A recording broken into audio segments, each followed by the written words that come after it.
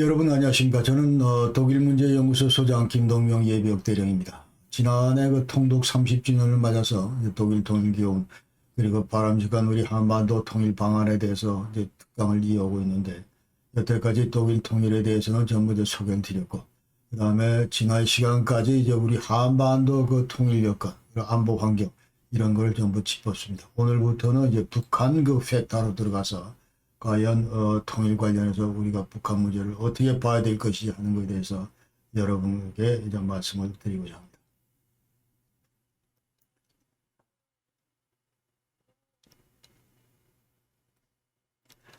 앞으로 대략 한 4차례에 걸쳐서 이제 말씀을 드릴 것 같은데, 첫 번째는 이제 오늘 말씀드릴 주제는 2021년 북한 과연 어디에 서 있나 하는 것이고, 그다음에 두 번째, 만약 북한의 이제 급변 사태 그 가능성이 점차 고조되고 있는데, 이럴 경우에 이것이 과연 가능할지, 아니면 또 이것이 그 독일식 모델로 흡수 통일로 이어질지, 이런 데 대해서 이제 두 번째 말씀드리고, 그 다음에 마지막 두 편은 이제 바람직한 우리 한반도 통일 방안 어떤 그 가닥을 잡아 나가야 될지, 그 다음에 지금 현재부터 우리 대한민국 무엇을 준비해야 될지 통일을 관련해서 이런 말씀을 이제 드리면서 전부 매듭을 짓고자 합니다.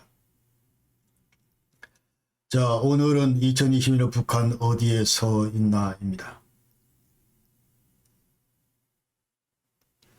그래서 말씀드릴 순서는, 자, 지금 현재 여러 가지로 그 경제 위기를 맞고 있고, 그 다음에 왜 도대체 이와 같은 그 경제 그 악화가 되고 있는지, 경제가 악화되고 있는지, 그 다음에 근본적으로 북한의 그 경제는 완전 이제 폭망 수준인데 근본적인 이유가 뭔가 하는 이런 말씀을 드리고, 그 다음에 1945년도에 이제 소련을 국가 모델로 해서 북한과 그 다음에 동구권 여러 나라들이 전부 공산화가 됐는데, 그러나 소련과 동구권은 이미 89년, 90년대에 전부 몰락을 해서 지금 사회주의 체제 자체가 지금 존속하지 않는데, 왜 북한은 아직도 망하지 않고 저렇게 있는가? 여기에 대해서 지금 현재 오늘 짚어보고자 합니다. 자, 그래서 북한의 그 경제 위기 실태에서 가장 말씀을 드리면, 자, 지난해 경제 성장률이 0.4%이다. 그러나 2017년, 이제 18년 계속 그 마이너스 성장을 해왔던 북한이, 자, 올해 지난해는 조금 좋아졌는데, 그럼에도 불구하고 한국 대비 북한의 그 국내 총생산은 약 1.8%, 그러니까 54분의 1밖에 안 된다. 북한 1인당 소득도 자 141만 원, 우리가 2010년에 1,300불. 그래서 우리 한국 34,865불에 비하면은 엄청 차이가 난다. 27분의 1밖에 안 된다.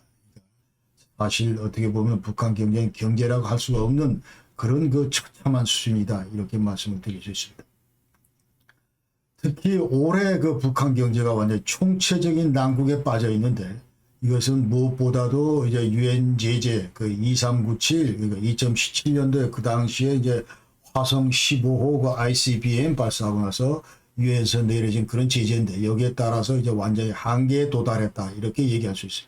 그래서 중국이 이제 유엔 안보리 결의 이거를 이제 제대로 그 이행하려고 노력을 하고 있고, 그러면서 이제 대북 무역 그 90%가, 그러니까 북한과의 그 무역 90%가 지금 차단된 상태다.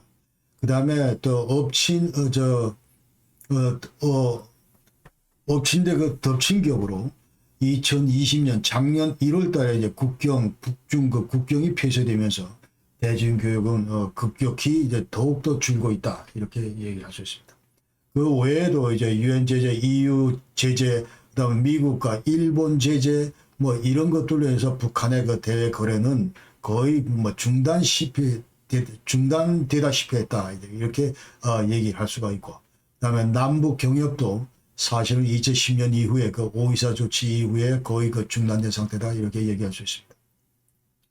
그래서 북한의 그 돈 가치는 계속 떨어지고 있고, 그 다음에 의류, 수산물 이런 것들도 이제 중국에 대해서 수출을 못하고, 그러다 보니까 이제 수산물 가격도 폭락하고 근로자들의 그 일자리도 사라지고, 그러면서 또 동시에 해외 근로자들도 이제 일을 못하고 전부 귀국한 상태다. 지금 현재는 이제 근근히 밀수를 통해서 지금 국제제재 그 3년을 버티고 있다. 이런 그 기사를 뉴욕 타임즈에서 최근에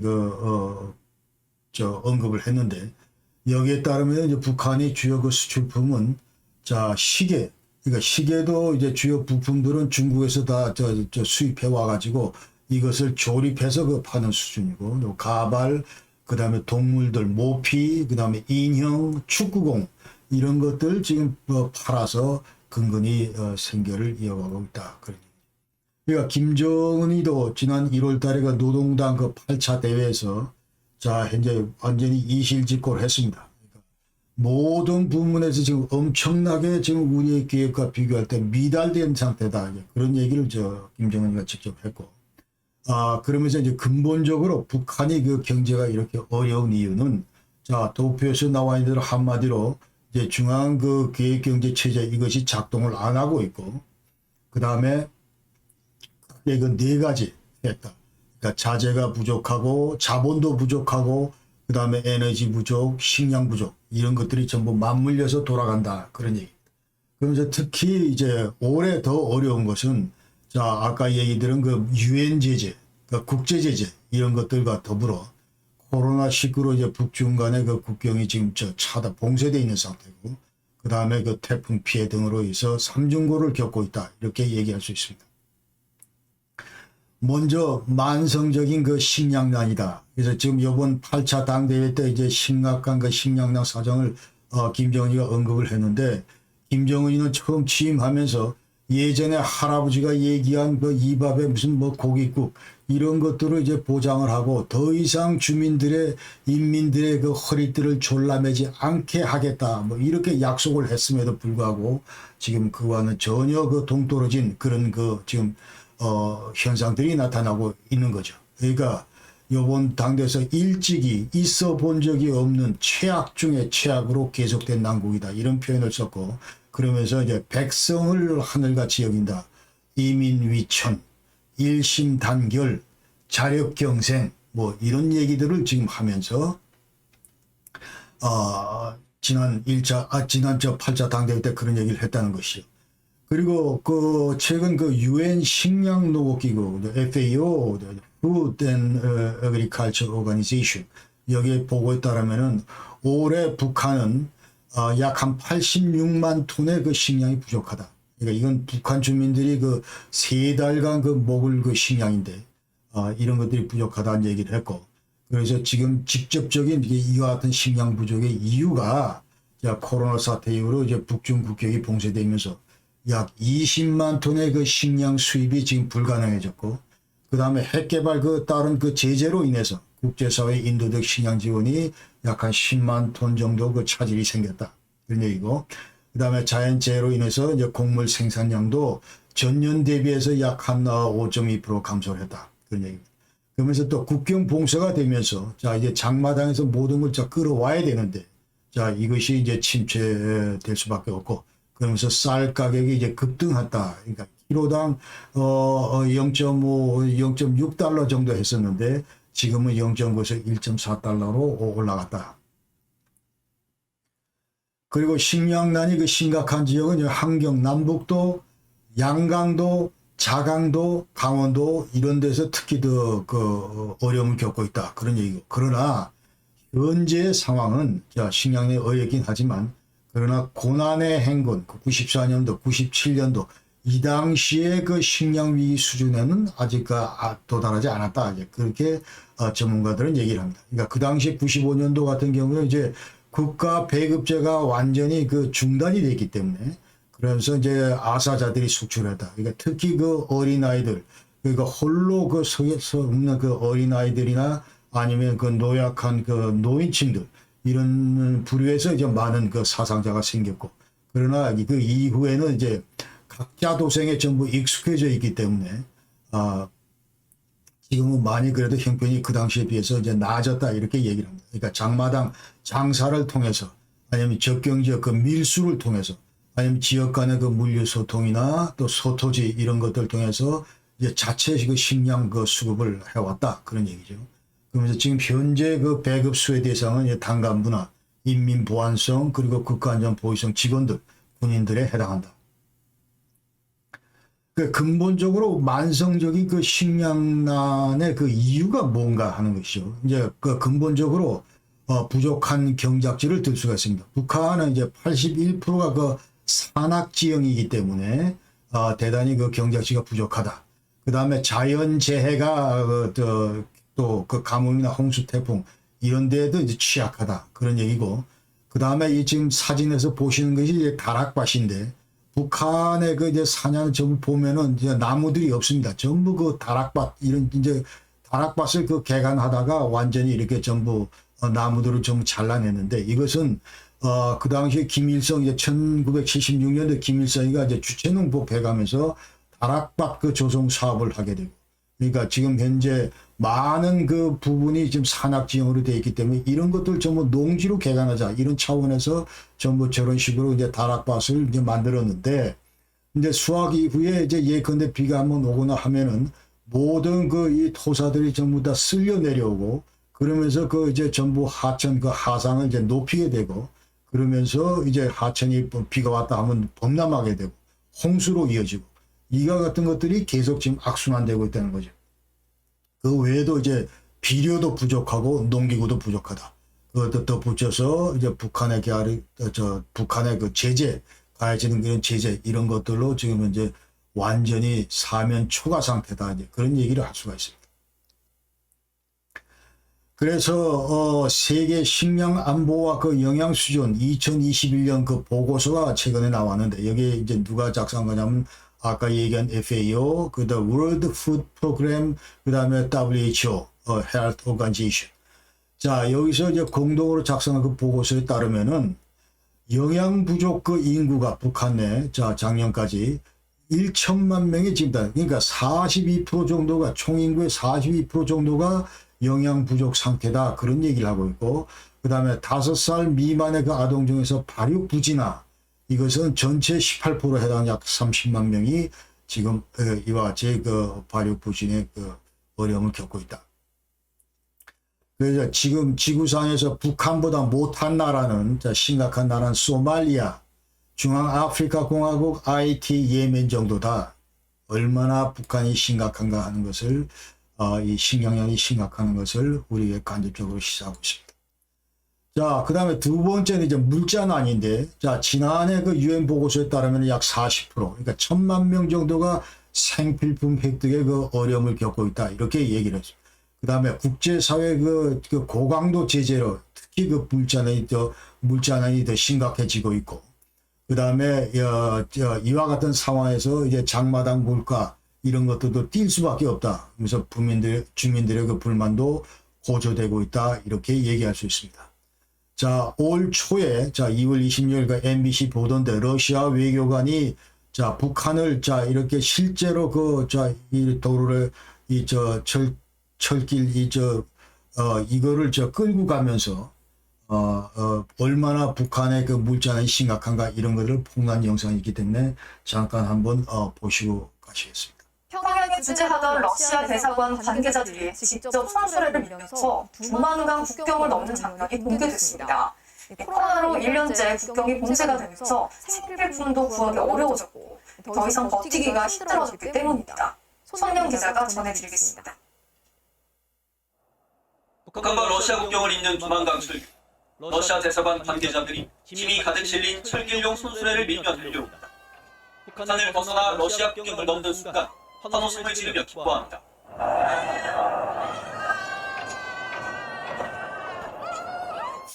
손수레 위에 풀모자룩장한 3살짜리 여자아이도 타고 있었습니다. 평양시의 러시아 대사관 직원과 가족 등 8명이 국경을 넘어왔다며 러시아 외무부가 직접 공개한 영상입니다. 이들은 평양에서 34시간 동안 기차와 버스를 타고 함경포도 나선시까지 이동한 다음 러시아 3등 서기관과 대사관 직원 가족들이 직접 1km가량 철길 수레를 밀어 이동했습니다. 코로나로 인한 국경 봉쇄로 항공과 기찻길이 모두 막히자 손수레로 국경을 넘은 겁니다. 북한에서 밀가루와 식품 등 생필품조차 구하기 어렵게 되자 평양을 떠나는 외교관들이 줄을 잇고 있습니다. 러시아 대사는 최근 북한 상황에 대해 옷을 구하기 힘들어 대사관 직원들이 서로 옷과 신발을 교환해 자녀들에게 입히고 이 약품 구하기는 하늘의 별 따기라고 전했습니다. 중국 세관 당국도 지난해 북중 교역액은 약 5억 3,900만 달러로 전년 대비 80% 넘게 급감한 것으로 분석했습니다. 의료시설이 부족한 북한이 코로나에 대처할 유일한 방법은 공세밖에 없는 상황. 전 세계가 코로나 백신 접종에 돌입하고 있지만 아직 북한이 백신 접종을 시작했다는 소식은 들려오지 않고 있습니다. MBC 뉴스 손현입니다.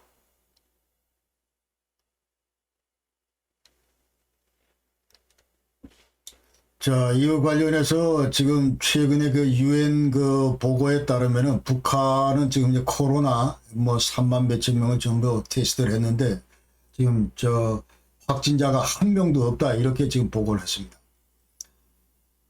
그다음에 세 번째가 바로 이제 에너지 어려움을 겪고 에너지난이다 이렇게 얘기를 할 수가 있는데, 자, 지금 현재 이 사진은 2014년 2월 달에 이제 국제우주정거장에서 우리 한반도를 찍은 사진인데, 자, 보시다시피 지금 현재 북한 지역은 이렇게 완전히 암흑천지다 이제 이렇게 얘기를 할 수 있습니다.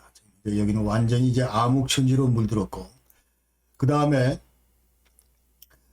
지금 북한의 그 전령은 30년째, 지금 어제 오늘의 얘기가 아니고 30년째 지금 현재 이렇게 악순환을 겪고 있다. 그래서 1989년도에 약 294kW 전력량, 발전량을 보였는데, 자, 이제 점차 줄다가 작년도에는 249, 아직도 1989년 상태에 못 미치고 있다. 이제 그런 얘기죠. 그러니까 이와 같은 거는 우리 남한 발전량이 약 한 4%밖에 안 된다. 그런 얘기고.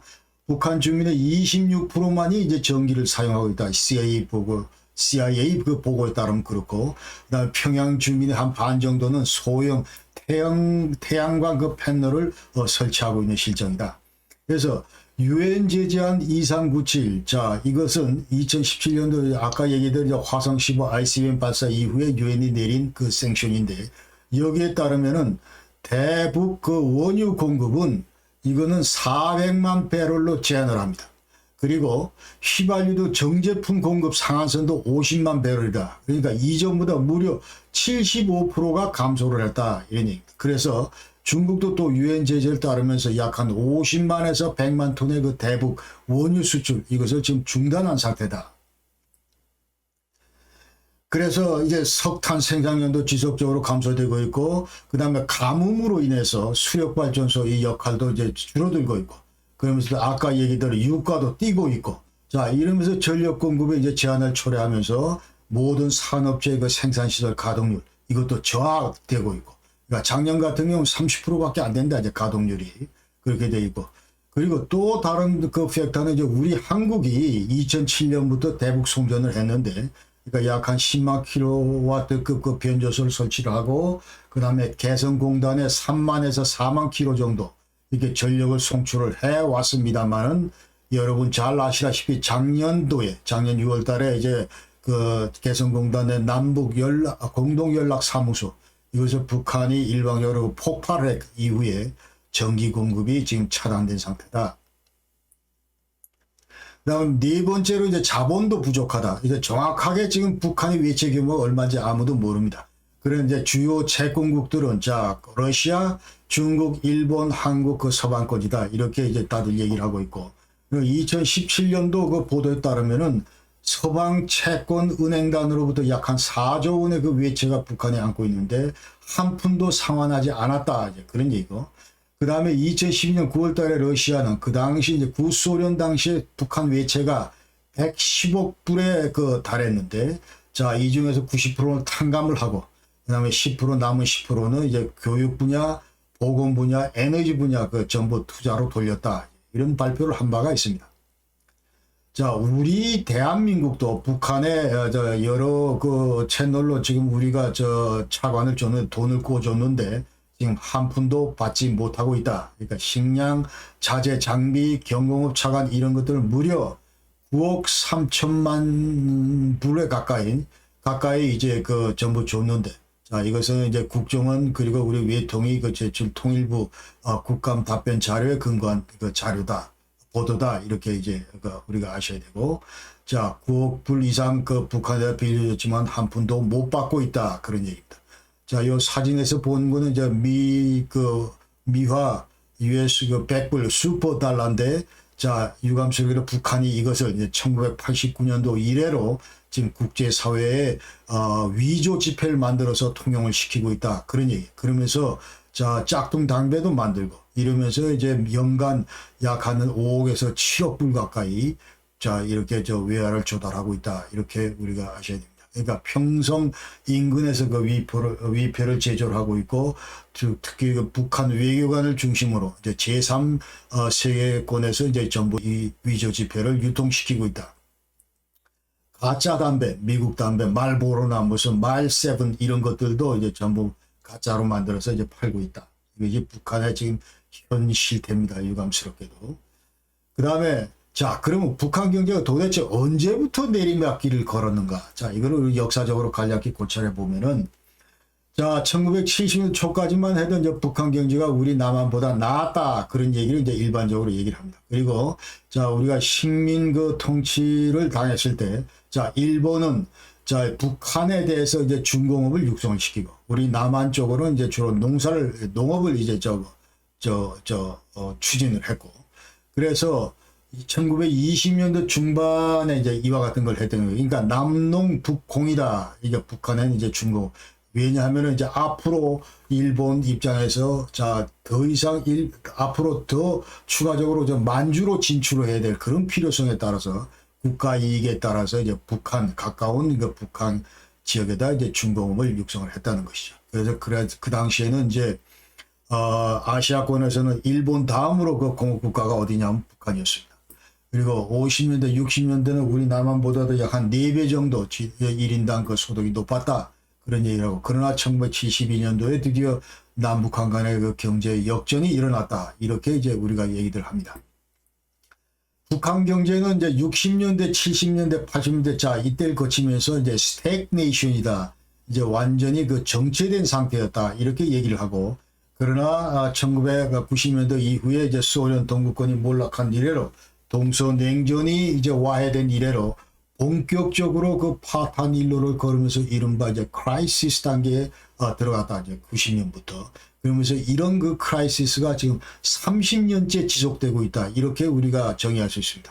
그래서 80년대 초에 그 당시 소련은 이제 우정가로 사실 그 전까지는 전부 우정가로 friendly price 굉장히 싼 값에 이제 유류를 전부 제공을 했는데 동구권하고 북한에 대해서 유류를 제공을 해왔는데 이런 것들을 이제 전부 중단을 했다. 왜? 네코가 지금 석자라 빠져 있기 때문에 그다음 79년대 아프간 들어갔고 그러면서 여러 가지로 이제 소련 경제 자체가 흔들렸기 때문에 자 이제 더 이상 우리가 너희들한테 그 우정가로 못 주겠다 그러면서. 그리고 대신 기름차 주는데 반드시 경화로 결제를 해라. 이제 달러를 주든지 뭐 이런 식으로 하라는 거죠. 더 이상 이제 그 당시에 북한은 무슨 뭐 철강성하고 맞바꾸고 했는데 이런 거 더 이상 안 한다 그런 거죠. 91년 이후에 소련은 이제 대북한 투자를 중단을 했고 그러면서 북한의 대중 그 무역이 50% 이상 격감을 했다. 그 당시에 90년대 초에 그랬다는 겁니다. 그래서 그 당시에 중국도 이제 북한과 경제 지원을 축소를 했고. 자, 이러면서 북한의 경제는 이제 92년, 98년 이 사이에 완전히 경제가 반토막이 났다. 이러면서 고난의 행군을 거치면서 약 한 250만 명의 그 아사자가 숙주를 했다. 그런 얘기입니다. 전체 인구정이 10분의 1이다. 이제 그러는데, 미국의 그 통계청에 따르면, 자, 이것은 뭐 좀 250만 이건 너무 많고, 대략 한 50만에서 60만 정도가 전부 그 당시에 사망을 했다. 이제 그렇게 얘기들을 합니다.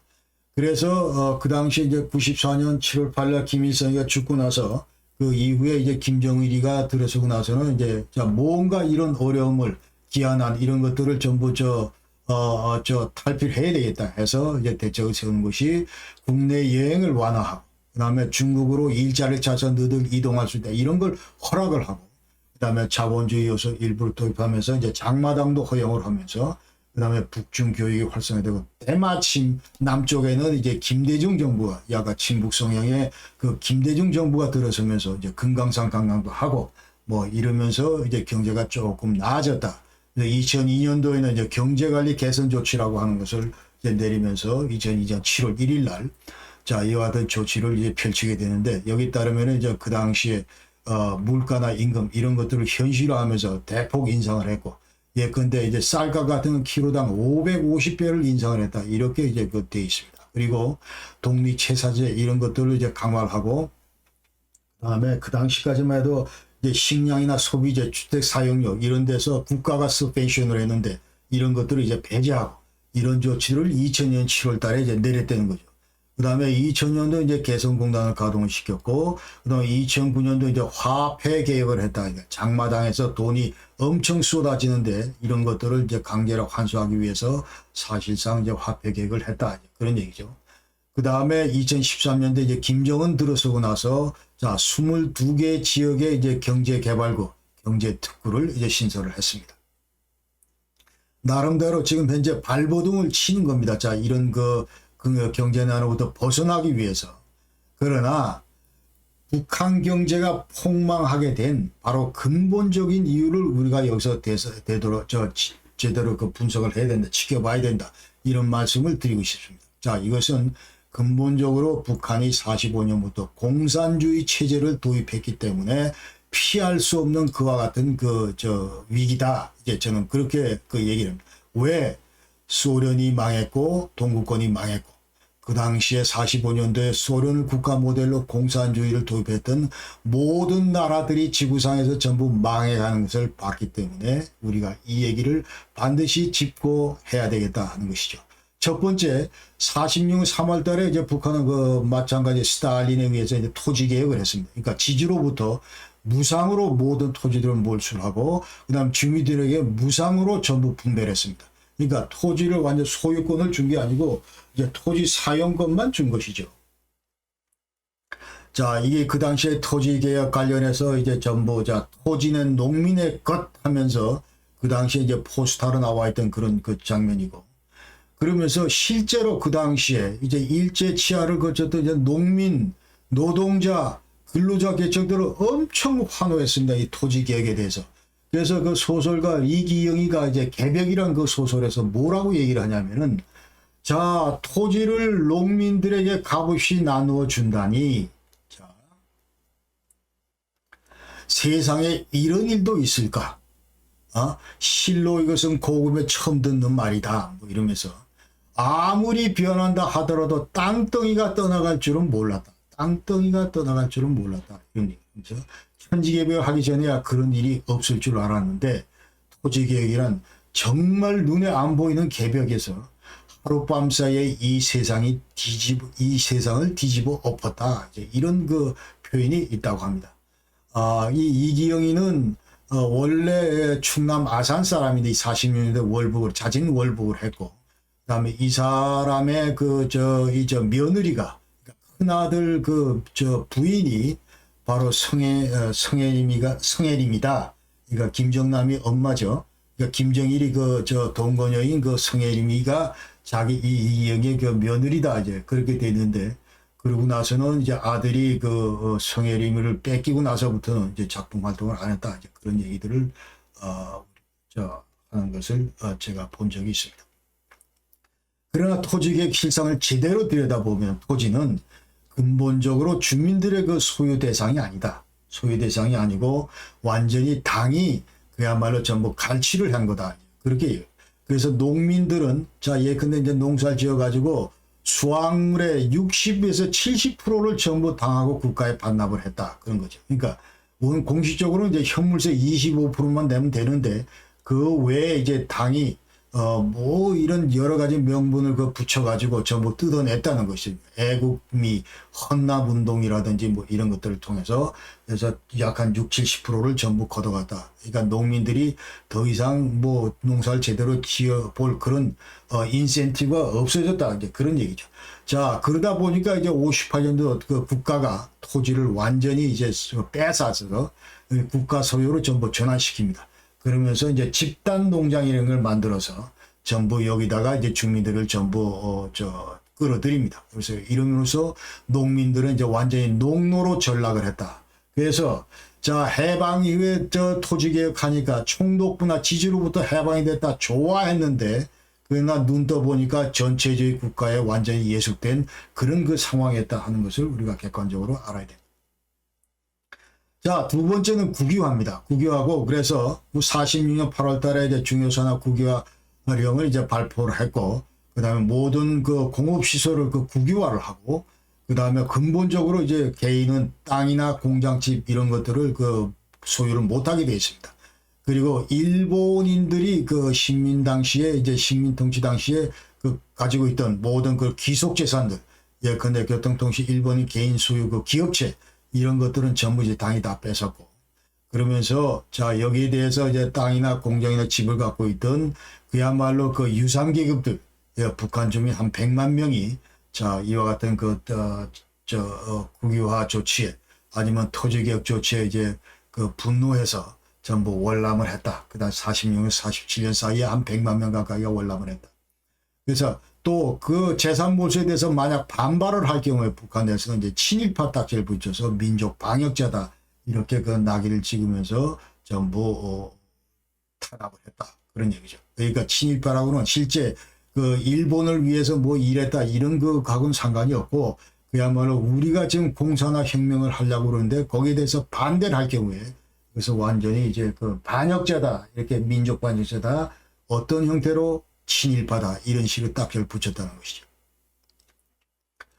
그 다음 세 번째는 이제 화폐 개혁을 했다. 공산주의 체제 도입하면서 화폐 개혁을 했다. 이것도 그러니까 그 당시에 이제 그 식민 통치 그 거의 끝나갈 무렵에 일제가 엄청나게 많은 그 과잉 화폐를 이제 화폐를 풀어서 그 다음에 인플레 현상이 있었다. 그래서 공식적으로는 뭐 이런 것들을 억제하기 위해서 그랬다. 하지만 그런 사실상 그 유산 계급자들의 그 화폐 자산 이거를 몰수하기 위한 조치였다. 이제 이렇게 얘기를 합니다. 그러면서 구조선 은행권 그 당시 소련은 또 궁표도 돌아다녔는데 자 이런 것들을 전부 북조선 중앙은행권으로 1대1로 교환을 했다.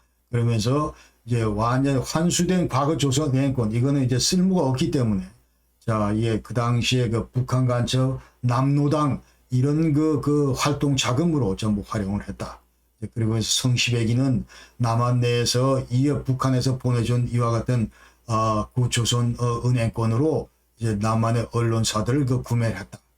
그런 그 기록들이 있습니다.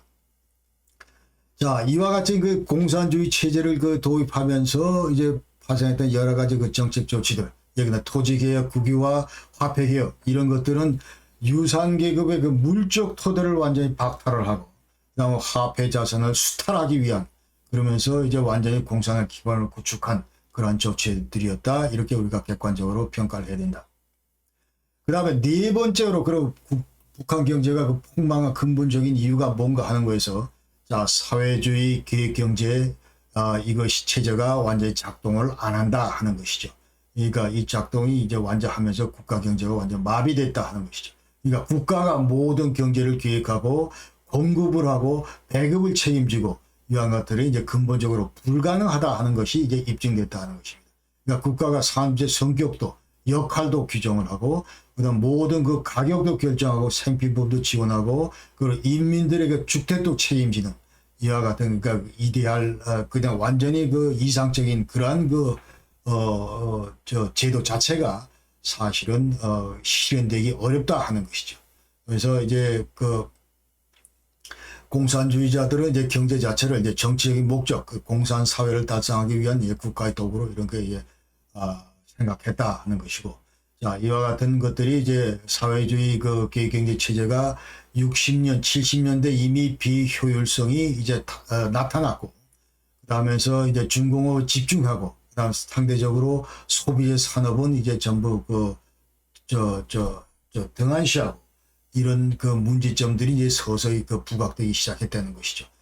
특히 그 남북 분단 상황에서 이제 높은 국방비 지출, 지금 이제 2019년 그 통계에 보면 북한의 그 국방비는 GDP의 약 23% 정도, 우리는 뭐 2.5% 정도밖에 안 되는데, 얘들은 그 23.4% 전 세계 1위다 하는 것이죠. 그러니까 북한의 경제력에 비해서 국방비를 지나치게 많이 그 지출하고 있다. 대신 소비재 산업은 대단히 그 열악하다. 어떻게 중앙이 이것을 관리 통제할 수 있겠는가 그런 얘기죠. 도저히 못한다 이제 그런 얘기입니다. 그래서 특히 또 아까 말씀드린 대로 이제 소련 동북권이 몰락한 이래로 북한 경제는 계속 악화가 가속화되고 있고 모든 배급제 이런 것들이 작동을 안 하고 있다 그런 얘기입니다.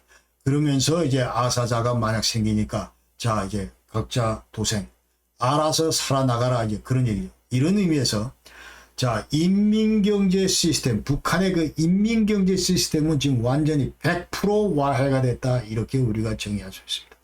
그래서 자, 여기서 이제 블룸버그 보고서에 따르면은 자, 2020년도, 자, 여기 보면 2020년도 아마 1997년도 그 당시 고난의 행군 그 이래로 최악이 될 것이다. 이제 그렇게 전망을 했습니다. 그래서 지금 현재는 인민경제 시스템, 이제 주민들, 북한 인민들을 먹여 살리는 그런 그 경제 시스템은 100% 와해됐다. 이렇게 우리가 정의할 수 있습니다. 자, 그러면, 자, 지금 현재 남은 거는 이제 수령경제 시스템이라고 해요. 이거는, 자, 인민들은 이제 남 모르겠고, 그 다음에 수령경제. 자, 이거 그야말로 이제 공산 그 지도부들, 코어 그룹들을 그 살릴 수 있는 그런 그 지탱할 수 있는 경제 시스템. 이것도 국제 제재로 인해서 거의 와해 일보 직전이다. 이렇게 우리가 얘기할 수 있다. 와해 일보 직전이다. 그러니까 지금 평양에 39호실이 있는데 이제 통치자금 확보하고, 그 다음에 이 평양 39호실 예하에 이제 120개 무역회사 외화벌이 그 무역회사가 있고, 자, 여기서 장사를 해서 전부 이제 수령 비밀 금고를 채우고, 자, 이런 역할을 39호실에서 해왔는데, 또 그러면서 이제 약 한 4천여 명의 그 핵심 그 코어 그룹들, 이 사람들의 그 생필품을 조달하고, 이런 역할을 그 해왔는데, 이런 그 체제 자체가 지금 현재 메커니즘 자체가 지금 흔들리고 있다. 거의 뭐 완전히 붕괴 직전이다. 이런 얘기를 우리가 했습니다. 그래서 지난번에 독일 그 얘기를 하면서 자, 통독 이후에 자, 특히 베를린 장벽이 무너진 다음에 89년도 11월 22일 날 그 당시에 그 베를린 사이트 여기서 전부 저 폭로를 한 것이 동독 정부에는 이제 코코라는 것이 있었다. 이제 코메르시엘레 코오디니어룽에서 자, 이것이 있었다. 이게 바로 이제 평양의 39호실하고 같은 거다. 요 사진에 나오는 이 사람이 이제 코코 그 골로콥스키, 샬 골로콥스키 이 사람이 이제 그 코코 대무역부 차관으로 지내면서 코코 여기 전부 저 장을 지냈는데 이 사람이 이제 39호실 그와 같은 그 역할을 했다는 것이죠. 그러니까 사통당 사회주의 통일당 그 중앙이 직속이고 슈타지 통제를 받으면서 서방과 모든 이제 그 불법적인 거래를 하면서 외화를 끌어들였고, 그러면서 그 이 끌어들인 외화는 국가 예산으로 흡수가 안 되고, 그 다음에 그 사통당, 그 다음 슈타지 그 비밀 정보기관, 그러면서 이제 호네카 0628 그 개인 그 콘토 구자로 전부 들어갔다. 이제 그런 얘기죠. 그러면서 이제 비밀, 그때 벌어들인 돈으로 이제 비밀 작전, 특히 그 공산화 활동하는데 그 작전에 이제 전부 이제 비자금으로 쓰였다. 그런 얘기고.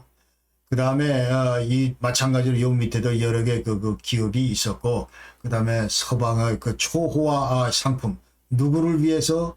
당 간부들을 위해서. 마약도 밀거래했는데 누구를 위해서? 당 간부들을 이제 위해서 이와 같은 그 활동들을 했다.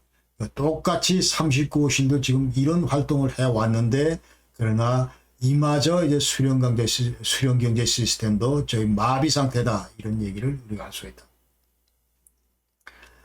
그 다음에 또 다른 그 경제 폭망 외부적인 이유는 자, 2008년 이래로 남북 경협이 침체되어 있다. 이런 얘기죠. 그러니까 그 당시에 김대중 대통령 때 이제 무슨 뭐 남북 정상회담도 하고, 그래서 남북 교류 협력이 강화되면서 여러 가지 사업들을 펼쳐왔는데, 자, 보시다시피 금강산 관광도 하고 개성공단 사업도 하고 뭐 이러면서 좀 해왔는데, 자, 그러나 박광재 사건 이후에 교류 협력이 중단이 됐고, 그 다음에 자, 천안함 피격으로 인해서 또 5.24 조치로 인해서 완전히 이제 그 스톱이 됐고, 그 다음에 영평도 포격 이후로 이제 남북관계가 경색되면서 남북 간에는 거의 경제 교류가 끊어졌다. 이렇게 우리가 알 수 있습니다. 그 다음에 외부적인 이유로 또 다른 이유는 이제 유엔의 그 대북 제재다. 그 다음에 아까 말씀드린 대로 이제 2006년 10월 9일 날 1차 북한이 핵실험을 했는데, 자, 그러면서 여기에 따라서 유엔이 총 9차례의 그 대북 제재를 결의안을 제출했다.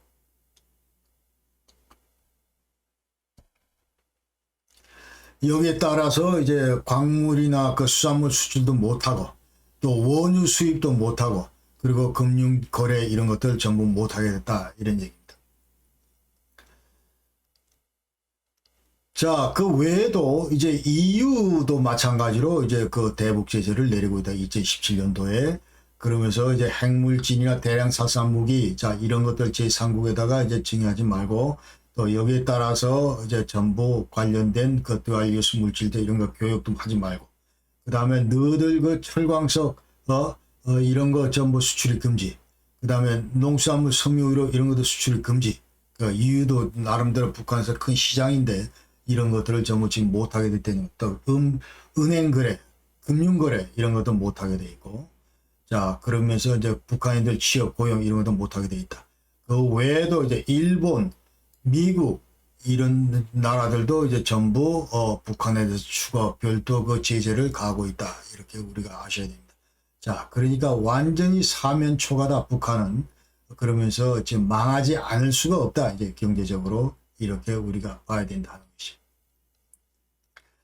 자, 이거는 이제 베를린에 있는 북한 대사관인데, 자, 베를린에 있는 북한 대사관인데, 이것이 이제 그 시티 호스텔 베를린 해가지고 이제 유스 호스텔 같은 건데, 자, 동서도 그 분단 당시에 이제 독일 북한 대사관은 이제 동베를린에 있었습니다. 그 당시에 이제 큰 이와 같은 건물이 있었고, 그 옆에 또 큰 건물이 있었고, 보조 건물이 또 이쪽 편으로 이렇게 있고, 그랬는데 이제 통일 이후에 수교를 맺으면서, 자, 이것이 이제 본격 북한 대사관이 됐는데, 그 당시 2007년부터 2014년까지, 2007년부터 2014년까지 이것을 이제 임대를 줬습니다. 유스 호스텔로 임대를 줘서 임대 사업을 해왔다는 것이죠. 그러니까 원칙적으로 이제 그 외교관들은 이제 그 주재국 내에서 이와 같은 영리 활동을 할 수가 없음에도 불구하고 독일 정부가 이것을 그동안은 그 승인을 해왔는데 왜? 그러니까 너들 제발 독일에서만큼은 위패나 이런 거 유통시키지 말고 또 짝퉁 담배 이런 거 유통시키지 말고 자 그것보다는 이게 낫겠다 하는 차원에서 눈 감아줬던 거죠. 그리고 2007년 이전에는 여기에다가 이제 무슨 미장원도 들어가 있고 이쪽에 그 다음에 이쪽에는 피트니스 센터 이런 것도 들어가 있고 마찬가지로 전부 이렇게 눈 감아줬었다. 그러나 자, 이것이 왜 그러면 이것이 문제가 됐는가 하는 것이죠. 그러면서 이거는 아까 얘기대로 EU 차원에서 지금 현재 이것은 문제가 된다. 그러니까 EU 그 대북 제재 위반 사항이다. 이렇게 베를린시가 지금 전부 결정을 내린 겁니다. 그러면서 북한과 부동산 임대 사업 이거는 만약 여기서 이제 들어가는 돈으로 북한 핵무장에 기여할 수 있다. 이런 판단을 내요. 북한 핵무장 기여. 이 문제 때문에 지금 못 한다는 거예요. 그래서 베를린 밑에 구에서 이행 차원에서 호텔 폐쇄 요청을 하고 그다음 베를린 행정법원이 최종적으로 2년간 이제 법정 다툼을 하다가 폐쇄 결정을 내렸습니다. 작년 5월 달에. 그럼 여태까지 북한은 여기에 대해서 대략 한 얼마를 벌었었냐 하면은 월 얼마를 받았냐 하면은 여기 보면은 임대료가 대략 한 38,000유로다. 우리 돈으로 치면 5,700만 원이다. 연간으로 치면은 한 45만 6천 유로가 된다. 이런 얘기죠. 그래서, 엄청난 타격입니다. 엄청난 타격이고, 그 다음에 이 베를린 시정은 또 무슨 얘기를 하냐 하면은, 이것 이외에도 북한 대사관은 여태까지, 이 베를린 북한 대사관은 탈세 의혹이 있는데, 이외에도 다른 사업을 통해서 이제 탈세 의혹이 있는데, 이것이 어느 정도 되냐면 약 1,000만 유로에 해당한다. 이런 얘기. 그러면서 이거를 앞으로 계속 규명하겠다. 그런 얘기를 합니다. 북한, 베를린, 시에서. 그래서, 이제 각종 제재로 인해서 아까 남은 인민경제는 완전히 폭삭했고, 그 다음에 수령경제도 타격을 입을 수밖에 없다. 그런 얘기입니다. 그러면서, 여태까지 이제, 자세히 보면은 아까 얘기대로 무역회사 이제 세계 각국에 나가 있는 그 무역회사 상납금 그 다음에 마약 위패 이런 걸로도 연수업 그 다음에 재공간 충성자금 이런 것들도 못 들어오고 그 다음에 개성공단에서는 2010년 이래로 지금 중단되어 있기 때문에 연 1억 불 금강산 관광에서 0.5억 불 2008년 이래로 지금 못 벌게 돼 있고, 그 다음에 사이버 외화벌이에서 연 10억 불 가까이 이제 해킹해가면서 이제 돈을 벌고 있다. 해외 노동자 송금도 이것도 이제 못하게 돼 있고. 자, 그렇기 때문에 북한의 이제 39수 통치 자금이 완전히 이제 바닥이 났기 때문에 수령 건의가 이제 추락돼 있고, 그러면서 이제 여기에 대해서 이제 조금 삐딱하게 나오는 고위 간부들에 대해서는 이제 과감하게 이제 그 고사포 정치를 한다는 거, 고사포로 사살하고 말 안 들으면 이제 그야말로 전부 다 이와 같은 그 폭압 정치를 계속 이어나간다 하는 것이죠. 자, 그래서 이와 같은 이제 총체적인 그 위기에 놓여 있는 북한은, 자, 이제 지난번 1월 달에 그 8차 당대회를 통해서 뭔가 돌파구를 열기 위한 그런 그 메시지를 날리게 됩니다. 이 당대회 그 개최 배경을 보면은, 자, 80년도에 6차 당대회를 했고, 그 다음에 2016년도 5년 전에 7차 당대회를 했는데 5년 만에 열린 거다. 그러면서 김정은 정권 정치 노선에 부합되게 이제 손질을 모든 걸 규약들을 해보자. 이제 그런 얘기고.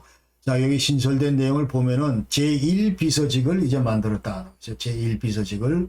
그 다음에 이제 인민대중 제일정치, 제일주의 정치, 이런 말을 그 집어넣고. 그 다음에 여태까지 이제 병진노선, 핵과 경제 병진노선 이런 걸 했는데, 자, 이것을 이제 없애고 자력 경쟁을 통한 경제 건설 총력 집중 뭐 이런 얘기를 이제 해왔다는 것입니다.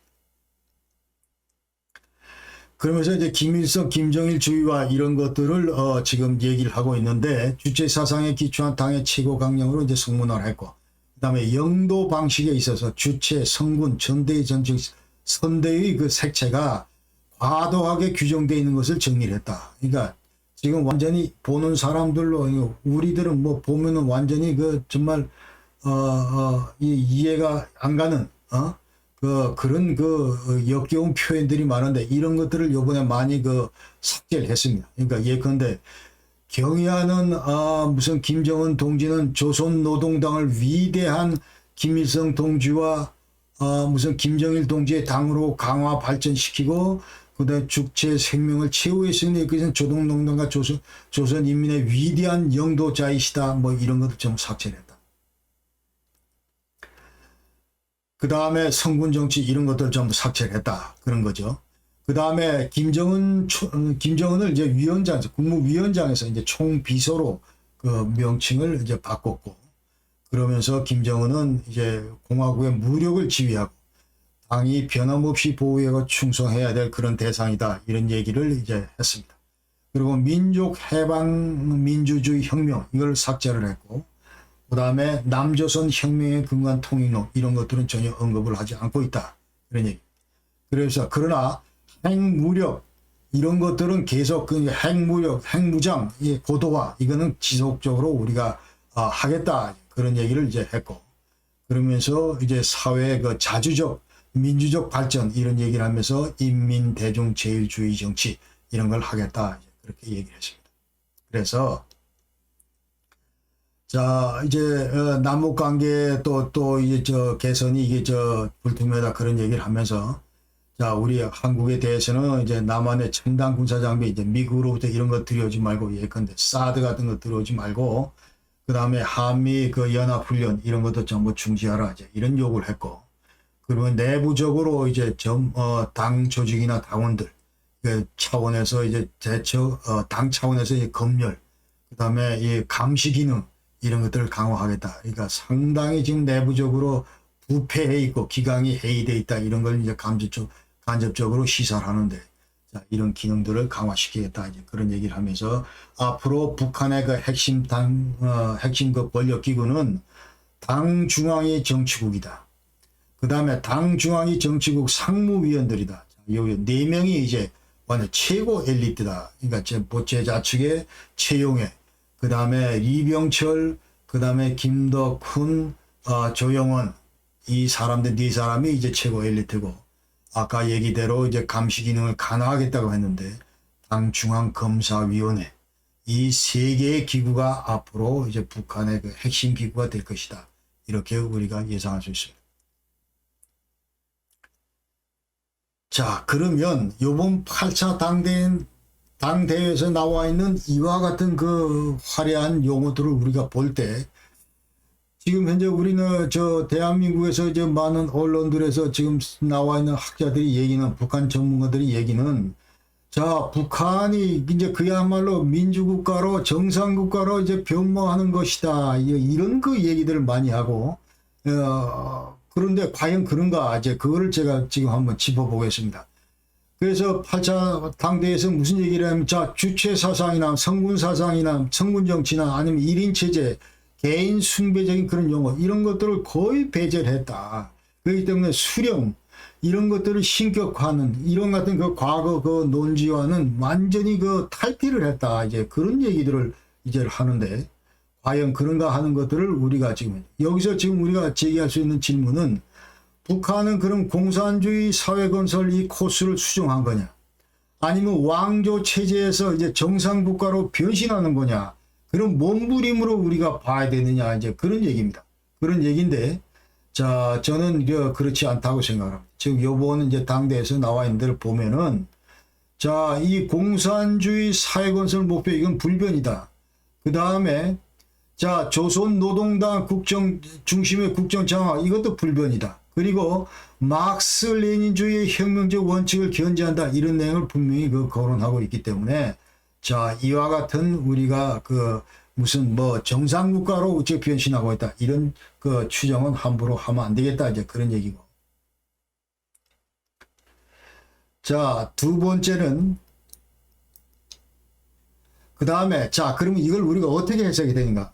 왕조 색채를 희석하는 거, 자, 이런 필요성은 대두되는 건 맞다, 이런 거죠. 그러니까 어떤 인들은 이제 김씨 왕조, 이게 탈색해야 될 그런 상황에 지금 도래했다는 건 맞고, 그래서 제가 볼 때는 이제 냉전 당시에 구소련이나 구동구권 그 수준의 사회주의 체제로 전환하는 그런 과정으로 봐야지, 왕조 체제가 완전히 없어지고, 새로운 뭐 무슨 민주국가로 지금 이제 90년 이후에 구소련, 90년 이후에 그 동구 수준으로 바뀌는 거다 이런 건 아니다 하는 것을 이제 분명히 우리가 짚어야 되겠다는 거예요. 자 8차 당대에서 또 무슨 얘기를 했냐면 민족 해방 민주주의 혁명을 이것 좀 삭제를 하고 그 다음에 남조선 혁명론의 근거한 통일론 이런 것도 전부 언급을 안 했다. 그래서 그러면 과연 이제 무슨 뭐 공산 적화 통일을 완전히 포기한 거냐 이렇게 우리가 이제 질문을 할 수가 있는데 그러나 저는 그 공산적화 통일 노선 이거를 절대로 변하지 않는다. 절대 노선은 절대로 변하지 않는다. 이렇게 생각을 합니다.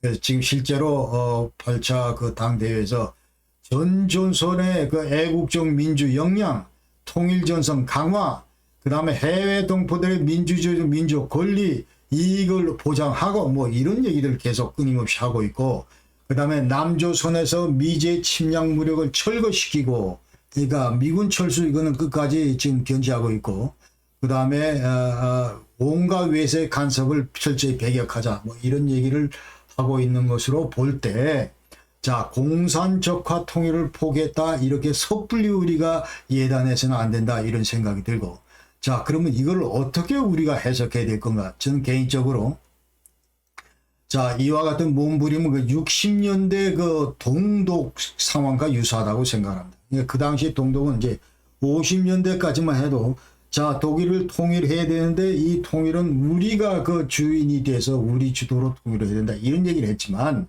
그러나 60년대 들어서는 국제 상황이 바뀌고 그 다음에 국력 격차가 뚜렷해지고 그렇기 때문에 동독 정부는 지도부는 자 이 뭐 통일 얘기 우리가 하겠어 뭐 이런 얘기 그 다음에 그것보다는 어떻게 하면은 지금 현재 우리 동독 체제를 유지할 수 있느냐 이게 훨씬 더 우선된다 이제 그런 과제다 이런 얘기죠.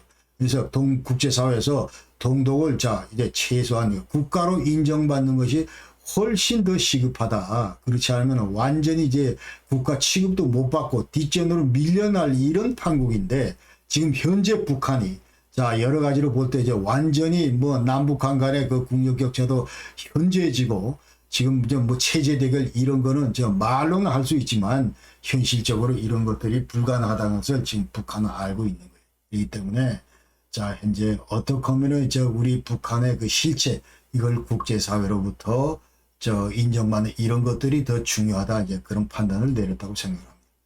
그 다음에 8차 당대회에서는 사회의 자주적이며 민주적인 발전. 자, 이거 보면 또 자주, 민주 들어가니까 이게 민주국가로의 저 변환을 모색하는 거다. 그 다음에 인민이 최고다. 뭐 이런 얘기를 하니까 자, 이것이 또 이게 보통국가로 변하는 거냐 이런 얘기를 하는데 과연 민주주의 정상국가로 걷잖아 하는 것. 그런 몸부림이냐? 제가 볼 땐 아니다. 그러니까 주민 탄압이나 자유말사, 국가 통제 이런 거는 전혀 지금 변함이 없다. 자, 이 사진에서 보십시오. 사진에 이렇게 지금 이제 머리 숙이고 김정일, 김일성 앞에서 머리를 숙이고 조아리는 이런 문화는 쉽게 사라지지 않을 거다. 자, 이거는 뭐냐? 한마디로 경제난에 지금 모든 어려움을 겪고 있는 물자난에 허덕이고 그 다음에 이런 그 주민들 여기에 대한 립 서비스다 이제 그런 얘기죠.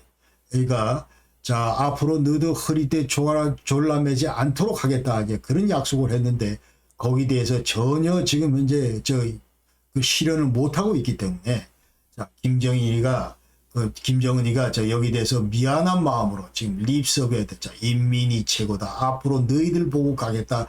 이런 얘기를 지금 한 것이 아닌가. 그러나 당 조직이나 당원들에 대한 당 차원의 검열과 감시 기능 이거는 계속 강화될 것이다. 불변이다. 이렇게 생각합니다. 자, 그러면 소련 동구하고 소련 동구권 그 몰락 관점에서 바라본 북한의 현 체제를 어떻게 우리가 평가해야 될 것인가 이 문제 관련해서 지금 제가 말씀드립니다. 그래서 북한은 45년도에 자 동구권처럼 마찬가지로 소련을 국가 모델로 지금 사회주의를 건설하겠다 자 출발을 했고 그런데 80년대 말 90년대 초에 소련의 동구권 국가들은 전부 다 사회주의 체제의 모순으로 전부 다 몰락을 했고 그러면서 동서냉전이 종식이 됐고 그런데 왜 지금 북한은 아직도 지금 몰락하지 않고 여전히 존속하고 하는가 이 문제를 지금 현재 우리가 소련 동구권 몰락 패턴 과정에서 제대로 보면서 2021년 북한이 과연 어디쯤 와 있는가 또 앞으로 옛날에 그 동구권이 소련이 몰락하는 과정 90년 이후에 몰락하는 과정을 우리가 쭉 살펴볼 때 아니면 이제 몰락할 때까지 89년까지 다가가는 그 소련이나 동구권을 바라볼 때 지금 현재 북한 그 다음에 앞으로 북한에서 어떤 그 상황들이 전개될 것인가 이런 문제를 지금 현재 짚어보고자 합니다. 다음은 그 소련의 그 공산화 과정, 소련의 공산화 과정을 간략히 소개를 드리겠습니다. 그러니까 1917년부터 1922년 사이에 자 10월 혁명과 내전으로 러시아 제국이 완전히 붕괴되고 소비에트 연방공화국이 출범을 했다. 이렇게 말씀드릴 수 있습니다. 그러니까 1917년도에 그 2월 혁명으로 차르 정부가 몰락을 하고 니콜라이 2세가 몰락을 하고 그 다음에 몇 개월 뒤에 10월 혁명으로 자 레닌을 중심으로 한 볼셰비키가 그 러시아 소비에트 이거를 건설을 하고 그 다음에 1922년 12월 달에 결국은 그 레닌을 중심으로 하는 볼셰비키가 내전에 승리함으로써 이제 소련이 출범하게 됩니다. 레닌 사후에 그 다음에 24년도에 레닌이 죽었는데 이때 치열한 그 권력 투쟁이 벌어졌다. 그러니까 스탈린과 그 바로 맞은편에 있는 트로츠키 간의 권력 투쟁이 벌어졌고 여기서 스탈린이 승리를 했다. 그래서 스탈린은 1926년부터 1930년 이 사이에 이제 모든 정적들을 테러로 제거하고 그리고 권력 기반을 완전히 구축을 했다. 그러면서 이제 공산화 작업을 서두르게 되는데 첫째는 모든 공산당이 공산당이 모든 것을 결정하게 되고 그리고 1928년도에는 이제 강제 그 집단 농장을 설립을 하고 그리고 1929년부터 33년 사이에는 자 그나마 남아있던 그 정적들을 체포해서 또 재산을 몰수해서 납치하고 처형하고 뭐 이와 같은 그다음에 정치부 수용소에 가두고 이와 같은 그 일을 했었고 그다음에 1938년도부터는 이제 인종 청소를 했다. 이 얘기는 자 구소련에 여러 개 그 공화국이 있는데 이 공화국을 이제 반대하는 그런 그 나라들에 대해서 이제 주요 그 반대자들을 전부 제거를 했다. 그런 얘기입니다. 그리고 대기 뭐 테러를 장하면서 이제 굴락이란 강제 노동소득 만들고 여기에 수백만, 많게는 수천만 명을 처형했다. 뭐 이런 보도가 연구 결과가 있습니다. 그 다음에 동구권이 어떻게 그 공산화가 되는가, 이 과정을 지금 얘기를 하는데, 그러니까 1945년도에 냉전이 발발한 다음에 소련은 동구권을 전부 공산화하는데 성공했습니다. 그러니까 1939년도에 당시에 그 히틀러, 스탈린 팍트 여기에 따라서 우리가 독일 너들이 그 폴란드를 침공하고 대신 우리는 발틱 3국을 먹겠다. 여기에 대해서 이제 두 정상이 합의를 하고 여기에 따라서 1940년도에 이제 발틱 3국이 공산화가 됐고 그 다음에 요 앞에 보이는 전부 분홍색의 이 국가들이 전부 다 이제 그 공산당이 그 집권을 하면서 이제 소련을 그 국가 모델로 하면서 이른바 이제 소련의 위성국가로 전부 전락하게 됐다. 이 얘기입니다. 그러니까 45년부터 49년 그 사이에 여기 속하는 나라가 이제 동독, 폴란드, 체코슬로바키아, 헝가리, 루마니아, 불가리아 이런 나라들이 이런 과정에서 소련은 공산당이 이와 같이 집권할 수 있도록 그러니까 국민투표 결과를 조작하든지 아니면 선거 자체를 조작하든지 그러면서 온갖 그런 그 노력을 해서 공산당을 도왔다 이런 얘기입니다. 그러니까 예컨대 이제 통합명부를 작성해서 그러니까 공산당 자체가 자기가 주축이 되고 일부 주변에 이제 그 만만한 무슨 뭐 대중정신 대표나 이런 것들을 추가로 곁들여 놓고 유권자로 하여금 이것을 찬만 투표하게 하는 그래서 예컨대 이제 반대하면 유권자 기재된 후보 중에서 지워버리거나 하면은 이런 것들은 이제 그대로 그 당시에 참관인들에 의해서 관찰이 되고 그러면서 또 탄압하게 되고 그러면서 어느 누구도 반대하지 못하게 하는 그와 같은 그 통합명부 작성 이런 것들로 전부 선거를 조작해서 공산당이 집권하는 것을 도왔다 이런 얘기입니다.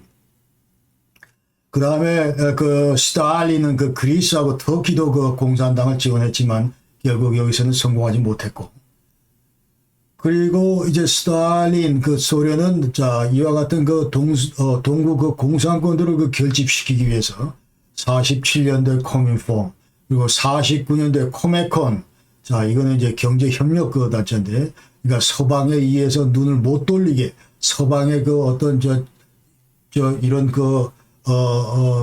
원조 뭐 이런 제공 뭐 이런 거에 대해 흔들리지 않게 하기 위해서 코메콘을 만들고 그 다음에 나토에 대항해서 와샤 팩 트리티 그래서 이 WTO 와르샤와 그 군사 조약 기구도 만들었다. 그 다음에 동구권은 이와 같이 공산화된 동구권은 망하기 전에 몰락하기 전까지 89년 90년 그 전까지 약 40년간 소련의 그 조종 통제하에 놓여 있었고 또 일부 국가에는 소련군들이 실제로 그 주둔하고 있었다. 그런 얘기입니다. 그래서 1968년도 이제 브레즈네프 독트린에서 만약 동구 사회주의 국가들에서 어떤 소요가 발생하거나 이럴 경우에 이것은 사회주의를 위해서 우리가 직접 그 군대를 파견해서 이것을 진압하겠다 하는 것이 이제 브레즈네프 독트린인데 이것은 1985년 3월달 고바초프가 이제 공산당 서기장으로 취임하기 전까지 유지가 됐었다. 그러면서 이제 동구권을 그 개혁을 그 탄압하는 그런 수단이 됐었다 하는 것이죠. 그래서 동구권은 지난 40년 동안 소련에 완전히 그 의존 상태였고 독자 그 생존 전략이나 정책 이런 것들을 펼 수가 없는 상황이었다. 그래서 모든 결정은 반드시 소련 공산당과 협의를 해야 했었다. 그런 얘기입니다. 그러나 냉전 당시에 이제 소련의 이와 같은 그 소련의 그 노선에 저항했던 나라가 바로 유고슬라비아의 티토였고 알바니아였고 루마니아 차우세스쿠였다. 그래서 60년대 이래로 알바니아, 루마니아는 전부 독자 노선을 걸었다. 그러면 스탈린이 어떻게 우리 북한을 공산화시켰는가 하는 것이죠. 이걸 이제 좀 보게 되면은 먼저 이 과정을 보게 되면 먼저 1945년 2월 달에 이제 1945년 5월 8일 날 독일이 항복을 했는데 그러니까 독일이 항복하기 3개월 전에 얄타에서 미소 간의 그 비밀 협정을 체결합니다. 여기에 따르면은 자 독일이 항복하고 나서 2개월이나 3개월 뒤에 우리 소련이 태평양 전쟁에 참전하겠다. 그러면서 실제로 이제 5월 8일 날 항복 이후에 독일의 항복 이후에 1945년 8월 9일 날 소련은 그 대일 선전포고를 하고 그리고 실제로 이제 한반도에 진출하면서 8월 13일에는 그 청진 그리고 8월 25일에는 평양까지 진출하게 됩니다. 그러면서 미국 여기에 이제 그 위협을 느낀 미국이 자 38선을 제일하고 그러니까 38선을 중심으로 해서 일본군 무장 해제를 위해서 자 북쪽은 너희들이 남쪽은 우리가 이와 같은 그 점령 제의를 이제 그 소련은 스탈린은 이제 이런 제의에 이제 수락을 하고 그 당시에 그 스탈린의 관심은 목표는 어떤 형태로 일본 그 홋카이도 북반부를 우리가 먹어야 되겠다 그런 거죠. 그 다음에 45년 9월 달에 실제로 그 런던에 있었던 전성국 외상회의에서 소련은 그와 같은 요구를 하게 됩니다. 예컨대 홋카이도 자 북반부 이거는 우리가 점령을 하고 그 다음에 지중해에 있는 트리폴리타니아 이거를 우리가 그러니까 리비아에 있는 트리폴리타니아 이거를 우리한테 할양을 해라. 이와 같은 그 제의에 대해서 자 서방 그 전승국들은 전부 이제 비토를 놓게 되고 그러면서 스탈린은 이제 한반도 정책은 180도 선회했다 이렇게 얘기를 합니다. 그러니까 자 어떤 형태라도 하던 이 한반도에는 친소 그런 그 공산 정권을 세우겠다 이제 그렇게 바꾼 것이죠. 그러면서 스탈린은 이제 9월 20일 날 45년 9월 20일 날 비밀 지령문을 그 당시에 극동군 총사령관의 바실렙스키한테 보내면서 뭐라고 그러냐면은 38 이북 지역에 단독으로 공산 정권을 수립하라 이런 지시를 내린 겁니다. 그러니까 여기에 따르면은 이제 단일 일본에 대해서는 반대하고 그러나 북한에 있는 민주주의 그 주장하는 모든 정당 단체들을 결성을 해서 부르주아 민주주의 정권을 수립하라 이제 이런 그 지시를 내리게 됩니다. 여기에 따라서 이제 10월 3일 날 정령정책 집행기구인 소비에트 민정을 그 수립하게 됩니다. 이른바 소련의 그 군정이 이제 수립된 것이죠. 그러니까 여기 스티커프가 실제로 이 민정 수립을 이제 전부 관장을 하기 때문에 스티커프 장군이 관장하기 때문에 이건 군정으로 봐야 된다. 이렇게 얘기할 수가 있고.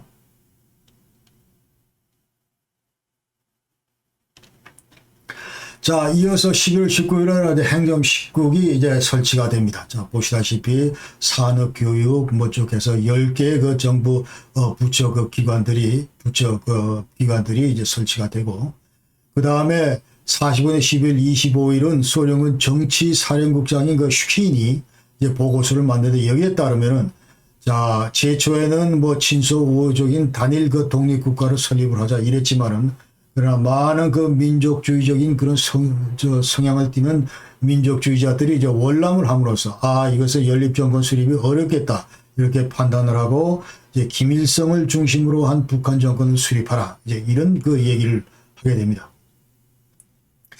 자 여기에 따라서 1940년 2월 8일 날 자 김일성을 중심으로 한 북조선 임시인민위원회가 설립되게 됩니다.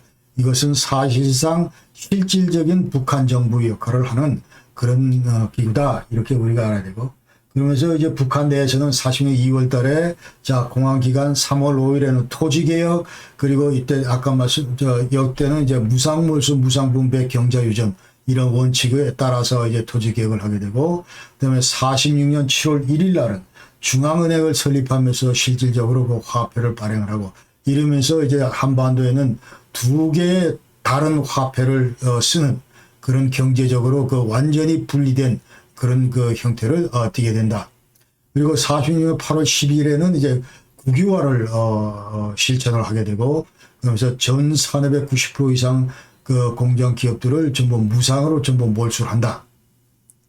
46년 11월 3일에는 자 북조선 인민회의를 구성을 하고 자 인민위원회 그 위원장을 김일성이가 이제 맡게 되고 그러면서 이제 47년 9월 달에 이 한반도 문제가 유엔으로 이관이 됩니다. 그러면서 47년 11월 14일 날 유엔 총회에서는 이제 유엔 감시하에 자, 남북 너희들이 지금 현재 독립정부를 구성을 못하기 때문에 총선 실시해서 자, 이게 전부 독립정부 구성하라. 이랬지만은 이제 소련이 여기 대해서 거부를 하고 그러면서 48년 자 5월 10일 날 우리 남한에서 단독 선거를 하게 되고 북한은 북한대로 뛰쳐나가고 그러면서 이제 북한 공산화가 이제 거의 마무리가 된다. 이 과정에서 48년도 2월 8일 날 북한에 2월 8일 날 북한은 이미 조선인민군을 창건하게 됩니다. 그리고 2월 10일에는 이제 조선민주주의인민공화국 그 헌법을 발표를 하고 그리고 9월 9일 날 드디어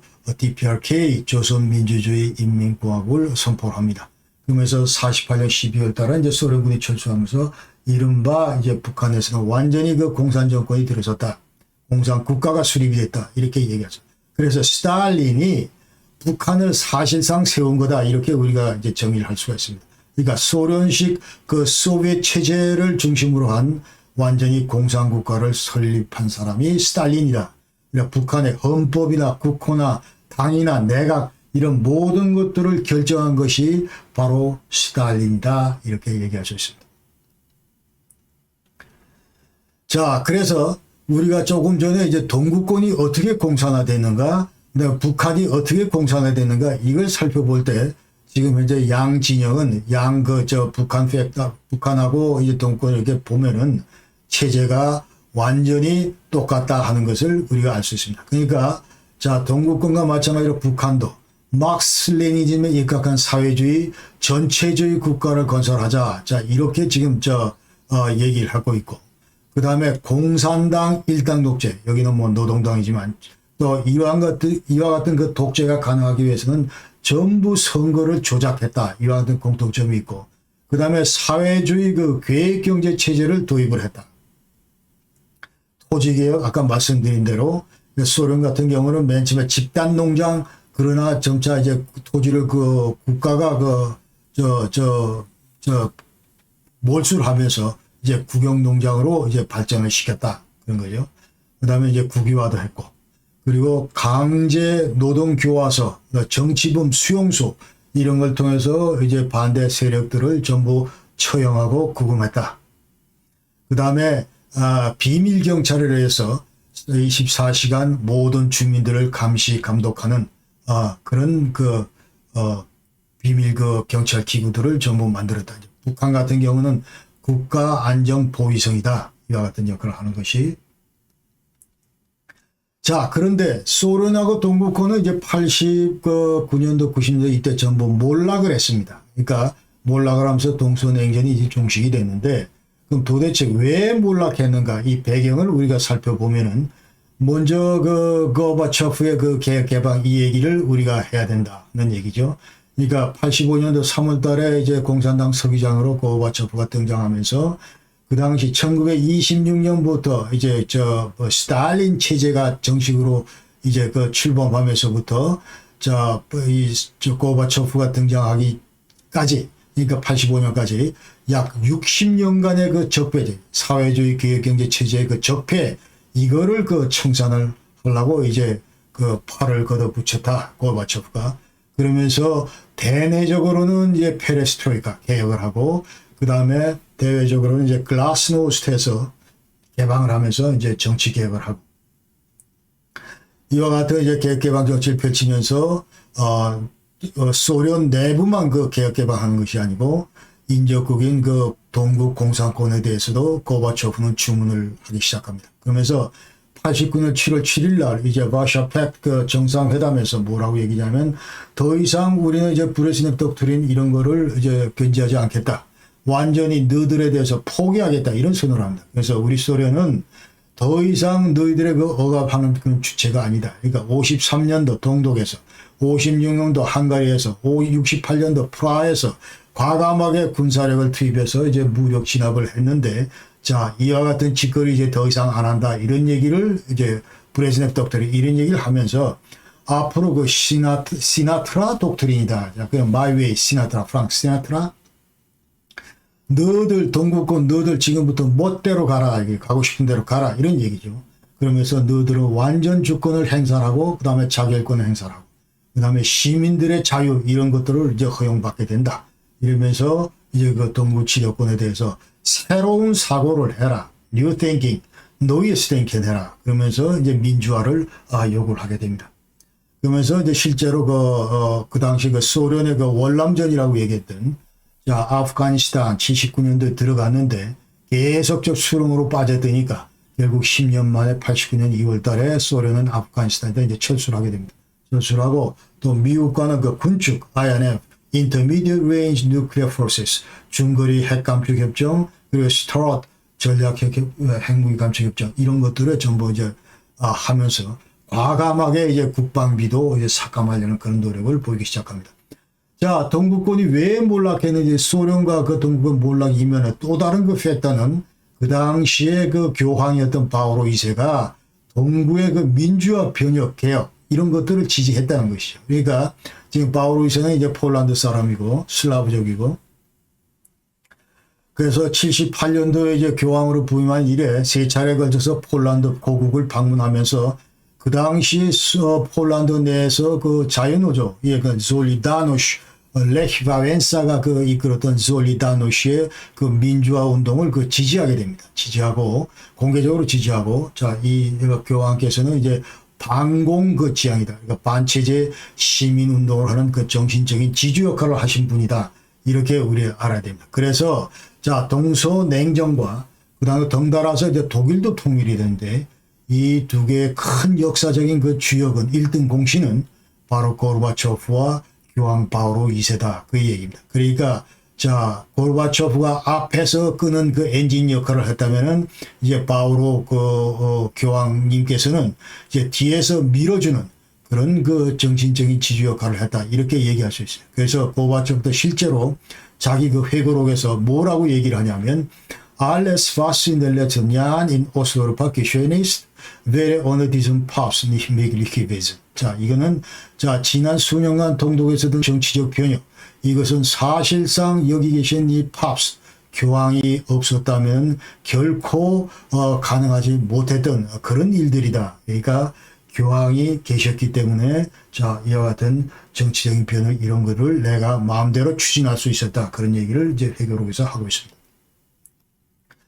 자, 이 외에도 이제 동구권 그 몰락하고 그 하는 거죠. 자, 이와 같은 이제 구소련의 이 고르바초프가 자, 개혁 개방할 수 있는 새로운 그 체제를 향해서 나아갈 수 있는 그런 기본적인 판을 깔아주고 그 다음에 이 교황께서 뒤에서 밀어주고 자, 이와 같은 큰 틀에서 외부적인 여건이 형성이 됐기 때문에 조성이 됐기 때문에 그나마 이제 동구권 개별적인 그 국가에서 그 당시에 그 민주화를 그 추진하던 그런 그 지도부들이 탄력을 받아서 마음껏 그 이와 같은 그 개혁을 할 수 있었다. 민주화를 지향할 수 있다. 이런 얘기를 할 수가 있어요. 그래서 자, 무슨 폴란드 같은 경우는 아까 얘기드린 솔리다노시 자유노조. 그러니까 저쪽 그 단츠히에 있는 단츠히에 있는 그 레닌 조선소의 이제 노동자 자유노조 그 솔리다노시라고 그러는데 자, 이거 반체제 시민운동을 그 주도하고, 레히 와렌사가. 그 다음에 이 88년도 초에 이제 정치권에 진입하면서 이 솔리다노시, 여기 이제 레히 와렌사가 대통령이 됩니다. 90년부터 이제 95년까지. 그러면서 그 당시에 이제 사회주의 체제를 완전히 민주주의 시장경제 체제로 그 전환시키게 됩니다. 폴란드 같은 경우에.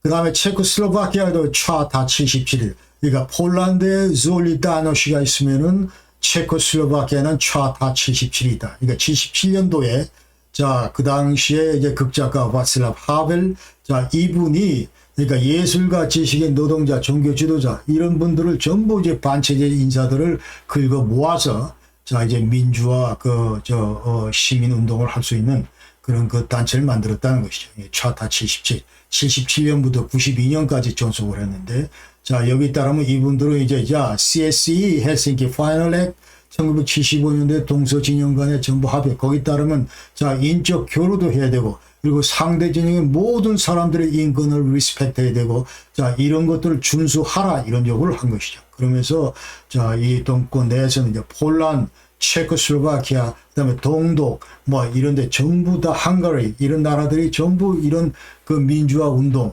이런 그 흐름 분위기 이런 것들을 전부 공유하면서 이제 상승작용을 일으켰다. 이렇게 얘기할 수 있어요. 그러니까 동독에서는 이제 월요 시위, 이거 지난번에 말씀드린 건데, 자, 89년부터 9월 달부터 90년 3월 18일 그 이제 자유 총선이 있기 전까지, 계속 그 매주 월요일마다 그 라입시히 니콜라이 교회를 중심으로 이제 그 민주화 반체제 운동을 벌였었다. 그런 얘기죠. 그러면서 결국 동구 진영은 이제 WTO가 91년 6월달에 해체되고 7월달에 해체되고 코메코는 6월달에 해체되고 그리고 91년 12월 26일 날 구소련이 해체가 됐다. 그러면서 동구권은 완전히 몰락했다. 그러니까 더 이상 지금 공산권을 찾아볼 수, 공산주의 그 잔재를 거의 찾기가 힘들 정도로 모든 그 정치 시스템이나 이런 것들이 다 바뀌었다. 이제 그렇게 우리가 알아야 됩니다. 그런데 그럼 도대체 왜 몰락을 했는가? 도대체 왜 이 저 동구 진영이 소련이 몰락을 했는가? 자, 여기 보면 먼저 첫 번째 본질적으로 사회주의 계획경제 이 체제, 이 시스템 자체가 작동을 하지 않았다. 그런 얘기. 그러니까 사회주의는 역사 발전의 대안이 아니다. 이런 거를 이제 우리한테 분명히 보여주고 있습니다. 그래서 소련하고 동구권은 자, 이미 60년대 중반 가서 이거 계획경제에 지금 체제가 작동하지 않는구나. 이런 거를 이미 체험을 했습니다. 그러니까 브레즈네프 당시에 64년대 브레즈네프는 뭐라고 얘기를 하면 데포마치온 데 소셜리즘 이것이 완전히 망가졌네. 이런 얘기를 하고 그 다음 사이트 슈탁나치온 그래서 스태그네이션 시간이다. 지금 그런 얘기를 하면서 자 사회주의 계획경제 이것이 지금 정체되어 있다. 발전하지 못하고 그러면서 여러 가지 지금 부작용을 낳고 있다. 이런 거를 이미 브레즈네프가 60년대 중반에 이미 체감을 했다는 거예요.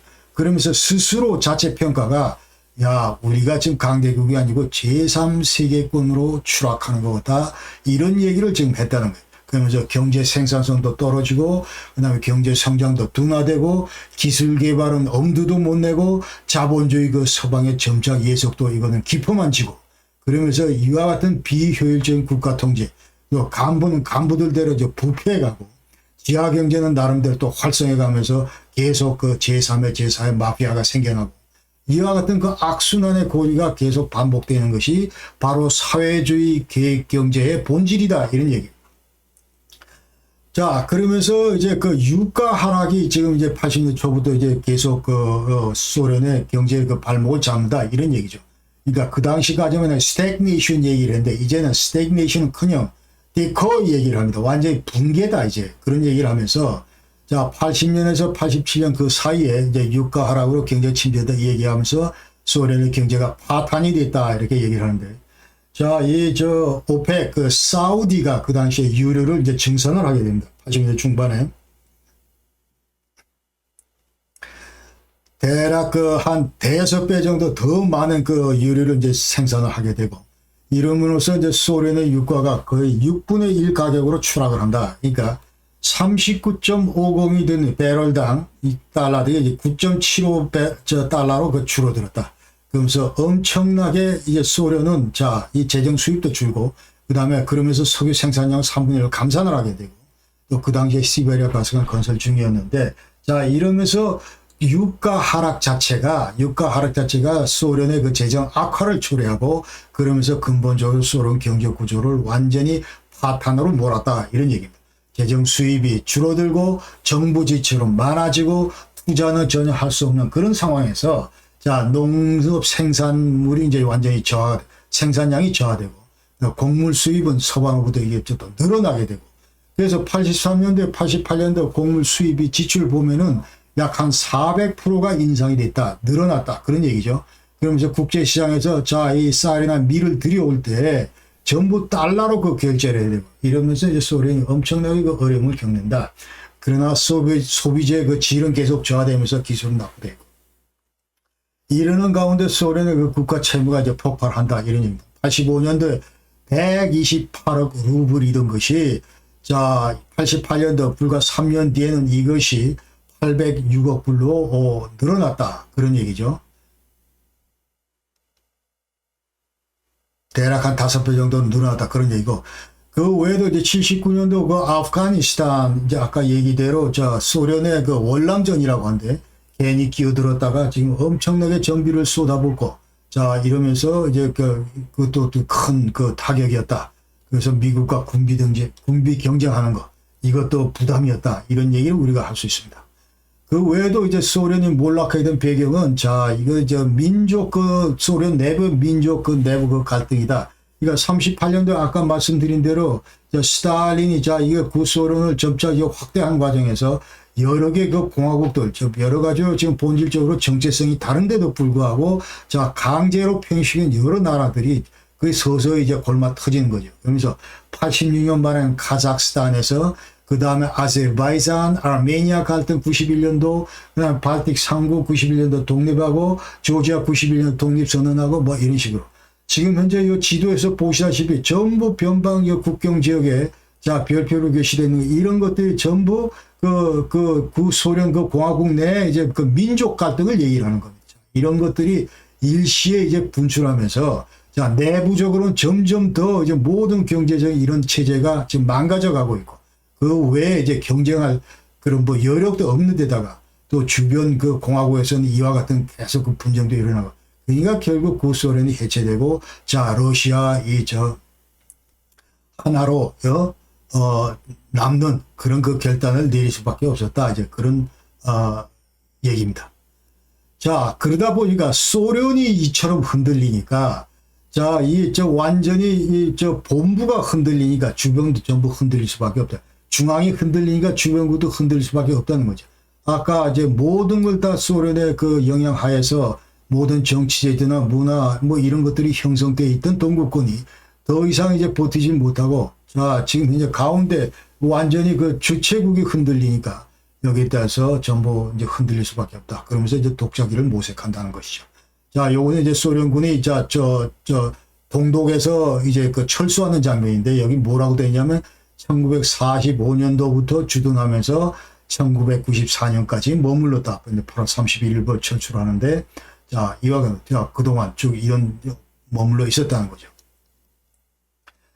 이 관련해서 재미있는 조크는, 미국하고 소련하고 전부 자기네가 더 체제가 우월하다는 조크를 하면서 미국이 먼저 얘기를 하기로 우리 버지니아는 얼마나 숲이 좋은지 아침에 들어가면은 저녁 때 나와 햇빛을 못 보고 저녁 때서야 볼 수 있다. 이런 얘기를 하니까 소련은 여기 뒤지지 않고 우리는 숲이 얼마나 좋은지 시베리아에 가면은 월요일 날 들어갔다가는 토요일 날도 못 나온다. 그 정도로 일주 내내 걸어도 햇빛을 못 볼 정도로 우리 시베리아 숲이 좋다. 그러니까 이 동독 사람들은 뭐라고 그러냐면은 우리는 너희들보다 훨씬 좋은 숲을 가지고 있다. 그러면서 1945년도에 그때 들어갔는데 아직도 안 나온다. 지금 현재. 지금 수십 년이 지났는데도 얼마나 숲이 울창하고 한지 햇볕을 못 보고 아직도 안 나간다. 그러니까 구소련이 우리 동독군을 이런 식으로 점령하고 있다는 게 빗댄 조건입니다. 그러면서 91년도 7월 1일 날 WTO 러시아 군사 기구가 해체가 되고, 그 다음에 폴란드, 체코슬로바키아, 헝가리에서 소련군이 철수하고, 그 다음에 동독은 아까 얘기대로 94년 10월 31일 날 철수한다. 소리. 그 다음에 그러면 소련하고 동구는 완전히 몰락을 했는데, 종주국에서는 지금 전부 몰락을 했는데, 그 종주국을 모델로 한 북한, 이건 도대체 왜 아직도 망하지 않고 존속하고 있는가? 그 이유가 뭔가? 이런 거죠. 그래서 동구권 여기서 제기되는 문제는 80년대까지 소련에 완전히 예속돼 있었다, 종속돼 있었다, 그 얘기를 하고. 그러니까 북한은 그러나 북한은 김일성 전제 독재 체제가 지금 독자적으로 구축이 돼 있고, 그 다음에 병영사회 구축이 돼 있어서 동구권과 차별이 된다, 그런 얘기를 하고 싶습니다. 그래서 소련은 북한은 소련에 종속되지 않고, 그 다음에 북한은 소련과 중국 사이에서 계속 시소 게임을 한다. 그러니까, 유리하면 이쪽으로, 불리하면 다시 또 진영을 바꾸고, 이런 식으로 계속 줄타기 외교를 해왔다. 그러면서 실리를 추구했다. 이런 거죠. 그 다음에 대내적으로 주민 통제 체제를 완벽하게 구축을 해서 주민, 인민 자체들이 저항할 줄 모르는 그런 시스템을 구축했다는 것이죠. 그래서 동구권 같은 그런 주민 봉기가 일체 없었다. 그 다음에 3대 세습 체제를 구축하면서 지금까지 오고 있다. 그런 얘기입니다. 그 다음에 자 동구권은 고바초프나 CSE나 서방진영 이런 거 그러니까 동구권 체제의 어떤 개혁 개방 그 압력을 행사할 수 있는 그런 그 외부적인 그런 그 액타들이 있었는데 그러나 반면에 북한은 그와 같은 그 액타들이 없다는 것이죠. 그런 변수로부터 그래서 독립적일 수가 있다. 그런 얘기입니다.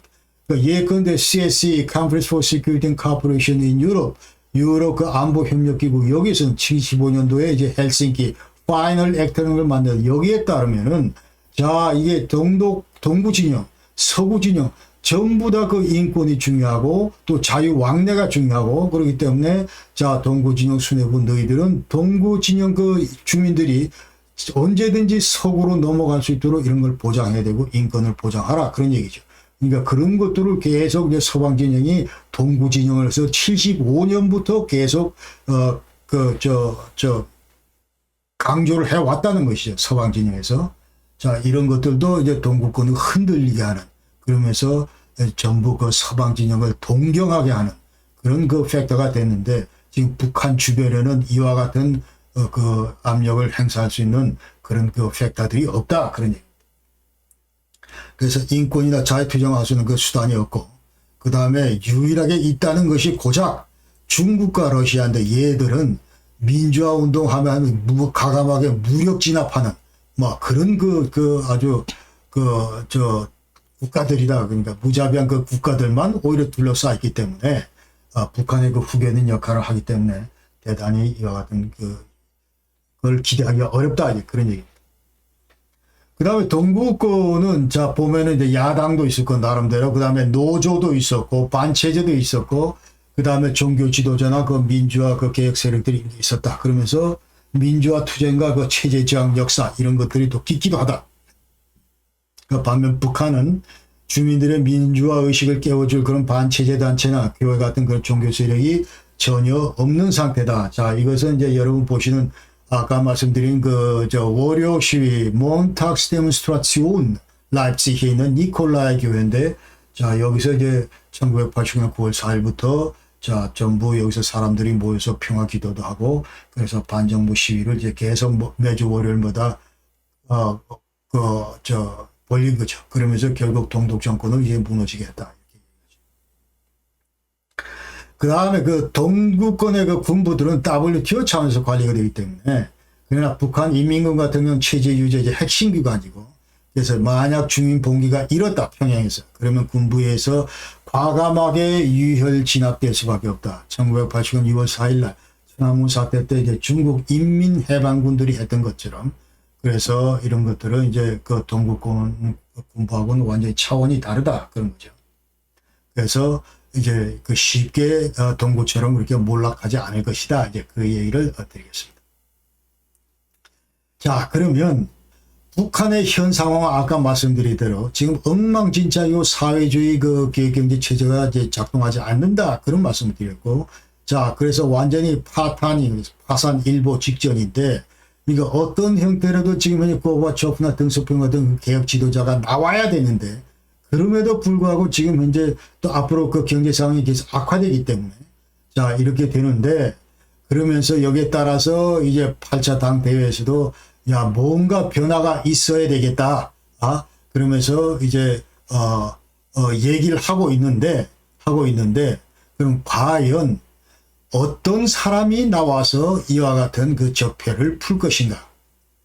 그러니까 지금 현재 45년부터 이제 21년이니까 무려 70년 이상의 그 사회주의 계획경제 그 체제 적폐, 부작용, 문제점, 이런 것들을 과연 풀 수 있는 사람이 누군가 하는 것이죠.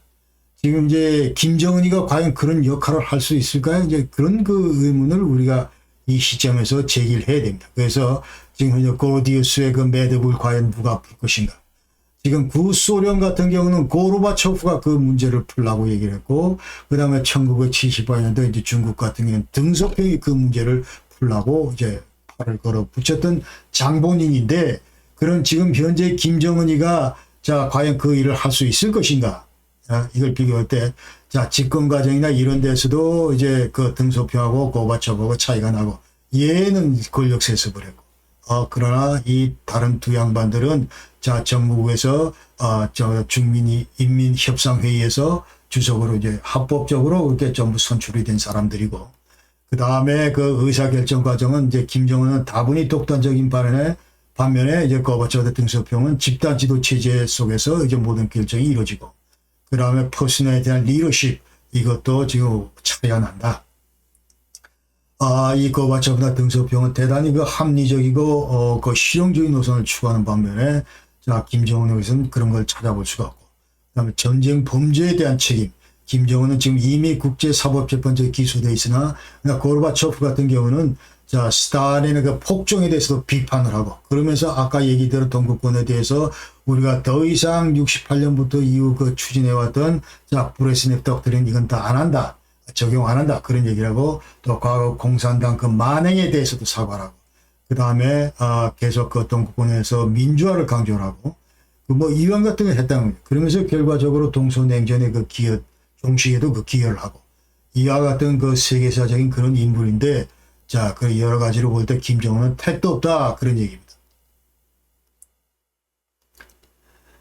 자, 그러면 다시 요약을 해서 45년도에 이제 똑같이 출발을 했는데, 그러나 89년, 90년 대략 한 40년 뒤에는 자 동구 진영은 전부 무너져서 그 체제가 사라졌는데, 그러고 나서도 30년이 넘도록 북한에서는 아직도 이 체제가 유지되고 있다. 그러면서 자세히 북한을 들여다봤더니 1980년대 말 동구권보다도 훨씬 열악하다. 자 이런 면에서 볼 때 김일성의 왕조, 이제 김정은과 김씨 왕조 이 붕괴는 이제 필연적이다. 이 체제, 그러니까 경제적인 그 시스템이 들여다볼 때 이거는 100% 작동 못한다. 이렇게 확연적으로 얘기를 할 수가 있다. 그 다음에 김정은은 그 시각의 당 지도부는 김정은은 이제 실각할 수밖에 없다. 여러 가지 이유로 지금 현재 뭐 건강 얘기도 하고 하는데, 제가 볼 때는 김정은은 실각할 수밖에 없다. 자, 그럼 김정은이 실각한 다음에 그 후속 정권은 당 지도부는 어떨 것인가? 그러니까 다음부터는 이제 더 이상 그 이제 왕조 그가 지속이 안 되기 때문에 1인 독재 예방을 위해서 집단 지도 체제가 이제 그 구성될 수밖에 없다. 이 과정에서 치열한 내부 권력 투쟁이 그 예상이 되고. 자, 그러니까 그 당시에 이제 후르초프 사후에 그 소련 같은 경우 이제 트로이카가 출범을 하는데, 이 사진에 보시다시피 이제 가운데 그 브레즈네프가 있고, 이쪽 코시긴, 포트코르니 이런 식으로 해서, 자, 브레즈네프가 제1서기장, 공산당 제1서기장을 하고, 그 다음 좌측에 이제 코시긴이 총리를 하고, 그 다음에 이제 포트코르니가 이제 국가 수반을 하고, 자, 이와 같이 이제 뭐 권력을 서로 이제 그 배분해서 뭐 이와 같은 형태로 이제 권력 투쟁이 예상되기도 하고, 그래서 이와 같이 이제 그 권력이 만약 승계가 출범을 할 경우, 이와 같은 정권이 출범을 할 경우에 김정은 후속 정권은 이제 김씨 왕제 그 독재 정권에서 생겼던 여러 가지 그 적폐, 이거를 어떤 형태로 청산하려고 노력할 거다. 그러나 의사결정 자체는 1인 독재 형태는 아니고, 그러나 당 중앙위 상임위 그 중심으로 이제 모든 의사결정들이 될 것이다. 그리고 후속 책제 어떤 리더십 성격 이런 것들은 자 여태까지 김씨 왕조의 어떤 토탈리테리언 독재, 완전히 그 전제주의적인 그런 그 성격에서 탈피하고 권위주의적이긴 하지만, 그러나 상당히 그 어설테리언 그 딕테이터리얼, 그래서 권위주의적 어떤 통치 형태를 띌 것이다. 완전 독재라고는 얘기를 할 수 없는 그런 그 형태를 띌 것이다. 그리고 사회주의 계획경제 문제점을 보완하려고 할 것이다. 그리고 조정된 그 계획경제, 완전히 사회주의 계획경제를 버리는 것이 아니라, 그러니까 100% 자본주의로 그 대체가 아니고 어디 가지나 이제 문제점 되는 문제화된 그런 일부 그 팩터들은 이제 고쳐나가려고 할 것이다. 그러면서 그럼에도 불구하고 노동당의 그 우위, 그다음에 사회주의 가치 고수 이런 것들은 지속적으로 유지하려고 할 것이다. 이렇게 저는 생각을 합니다. 그러니까 고바초프가 등장했을 때도 고바초프 스스로도 자 우리가 사회주의 뭐 문제점은 많지만 그러나 사회주의 가치를 한 번도 고바초프가 자 이것을 이제 완전히 버려야 되겠다 이런 얘기를 한 적이 없어요. 그다음에 공산당의 우위 이거에 대해서도 한 번도 여기 대해서 고바초프가 개혁은 필요하지만 그러나 공산당을 완전히 버리지는 않겠다. 이런 얘기를 했다는 사실을 우리가 아셔야 됩니다. 자, 그래서 수차의 정권, 자, 그러니까 김정은 정권이 물러나고 후속 정권이 들어서고 그 다음에 후속 정권, 그 다음에 후속 정권, 그러니까 수차 정권 교체가 이제 실현된 다음에 그야말로 실용주의 추구하는 그런 제2의 고르바초프 정권이 이제 등장할 경우에 그때 가서야 비로소 이제 김일성주의나 김정일주의를 이제 본격적으로 비판하면서 개혁 개방 정책을 추진하게 되고 이제 다당제를 도입하게 되고 이제 북한의 민주화가 이루어질 것이다. 그런 얘기입니다. 그러니까 지금 현재 지금 우리가 30년이 자 구소련이 몰락하거나 해체되고 나서 30년이 지났는데 지금 오른쪽에 자 이 지금 도표가 이건 뭐냐면 소련 내 그 이제 정당들의 그겁니다. 정당들인데 여기 보면 맨 위에 있는 것이 이제 United Russia 해가지고 이게 이제 민주 통합 러시아 그 정당이고 그 다음에 공산당도 있습니다. 공산당은 그 밑에 바로 있는 건데 자 이거는 450석 의회 400 두마 그 450석 중에 43석밖에 차지를 못하고 있어요. 공산당은. 그러나 그 위에 있는 United Russia 이거 지금 메드베데프 전 대통령이었던 메드베데프가 리더로 있는데 이 당이 450에서 336석을 차지하고 있는 다수당, 절대 다수당이다. 이런 얘기죠. 그러니까 30년이 지나서야 이와 같은 그 정당 구조를 가지고 있다. 러시아가 말이죠. 그래서 앞으로 이 북한도 만약 이 민주화되고 우리의 통일 대상으로 진지하게 고려될 수 있는 그런 상황이 오기까지는 앞으로도 훨씬 더 많은 그 시간이 필요할 것이다. 그런 얘기를 할 수 있습니다. 그래서 지금 현재 북한은 자 2020년 올해부터 김정은 후속 집단 지도체제 등장 그게 무슨 뭐 최영의 집단이 될지 누구 집단이 될지 모르지만 그러나 이 집단 지도체제 등장 그 기간 중에는 80년대 말과 같은 소련 동구권 같은 그 공산체제로 붕괴로 이어질 가능성. 80년도 말에 소련도 무너졌고 동구권도 무너졌는데 그와 같은 그 공산체제가 붕괴됐는데 그와 같은 그 상황이 재현될 가능성이 없다 이런 얘기죠. 지금 현재 올해부터 앞으로 몇 년을 더 끌지 모르지만 집단들 그때까지 그러나 89년도와 같은 그런 그 동구 상황이 북한에서 재현될 가능성은 거의 없다. 저는 그렇게 생각을 하고 그다음에 왜냐하면 북한 주민들 스스로가 자 민주화 의식도 없는 데다가 그다음에 아래로부터 혁명 이런 건 상상할 수 없기 때문에 그렇습니다. 자, 긴 시간 여러분 시청해 주셔서 대단히 감사하고 이제 다음에는 그럼 과연 북한에 지금 현재 급변 사태가 일어날 수 있을지 그다음에 만약 일어난다면 이것이 1989년 그 동독 모델로 독일 모델로 이제 흡수 통일로 한반도에서 재현될 수 있을지 뭐 이런 얘기들에 대해서 이제 한번 말씀을 드리겠습니다. 그리고 여태까지 이제 독일 관련해서 전부 이제 말씀드렸던 주제고 자 19편에 걸쳐서 독일 통일에 대해서 말씀을 드렸고 그 다음에 지난번에는 이제 한반도 안보 통일 여건 관련해서 모두 그 14편의 그 아티클을 준비를 했었다. 3편은 이제 한반도 그